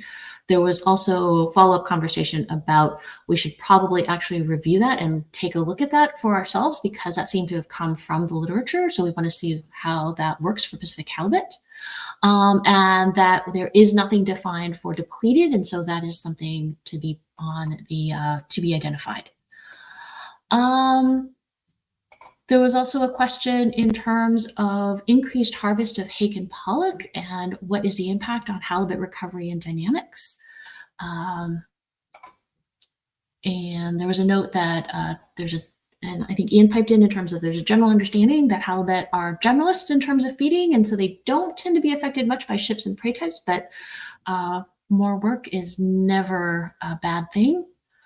In terms of overfishing, Alan wanted to point out to everyone the difference between overfishing in terms of a fishing level versus overfished in terms of a biomass, and that also overfishing is based on MSY, and the work that Ian and Alan have been doing over the last little while to update the stock assessment and the MSAB operating model, the MSY level may actually change so that our overfishing level might also change. We had a bit of a discussion around the modeled reference points, so the FSPR values versus decisions that were made at the annual meeting, and how there's a bit of a disconnect between what the harvest control rule is spitting out and what's being adopted. And I think that might be summarized by all models are wrong, but some are useful.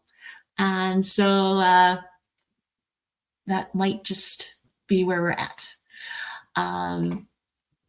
Let's see, depleted reference points.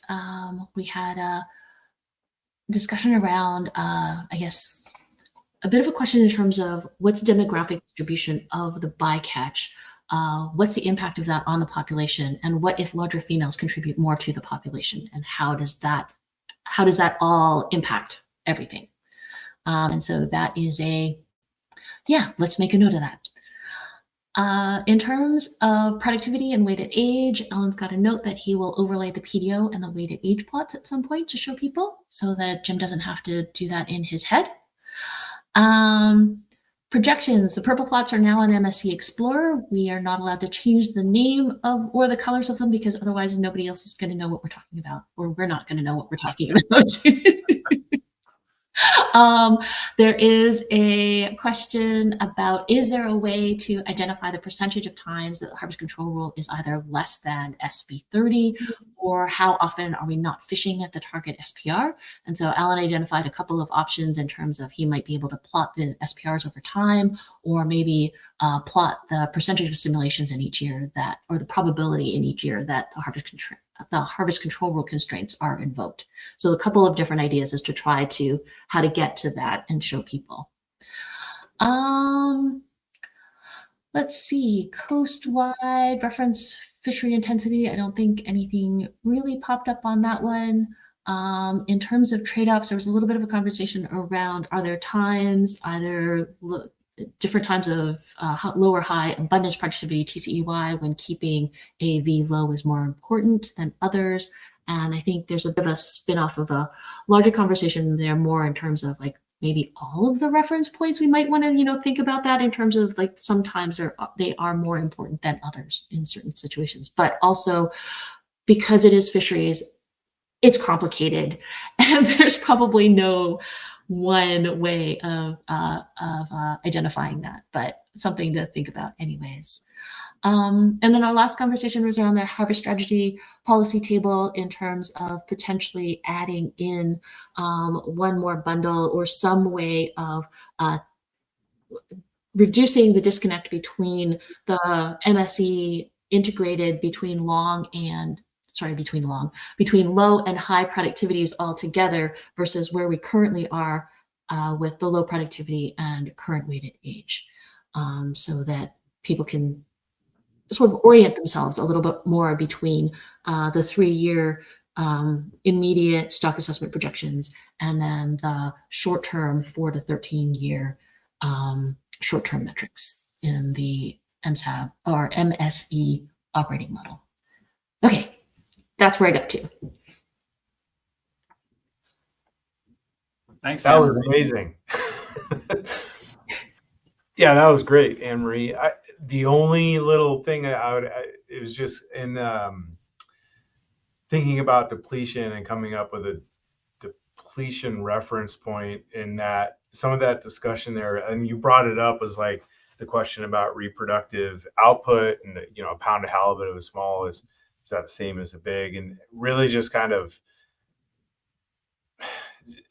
seeing how sensitive this reference point could eventually be, like really taking the time to think about what all the axes of uncertainty are to incorporate in the MSE when thinking about coming up with some sort of estimate of what that point would be.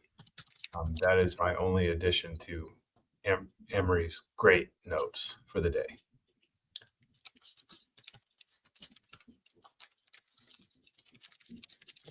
Excellent. Thanks, Pete and Anne Marie. Do you want to see if there's any comments from MSAB, or should we just deal with that during the report writing? I guess I would tend to lean towards the kind of do it as we're going through the report, unless somebody needs to leave early and you have a comment right now, you can go ahead and raise your hand, but otherwise maybe we could tackle it as we're going through the report. By the way, did my feedback get fixed? Yeah, I Okay. think it's gone. All right. Thanks. All right. I'm not seeing anybody's hands raised for anything to say right now. Do we want to take a real quick break before we get into report writing? Yeah, I think that would be a good idea. And then what I'll do is I'll share my screen with sort of, the pre-filled in report with some of the, the template. And then we'll just add to it as we walk through these different sections. Okay, great. How does 10 minutes sound? Perfect. Yeah, All right. sounds good. Cool. See you in 10 minutes. Okay, thanks. 4:25.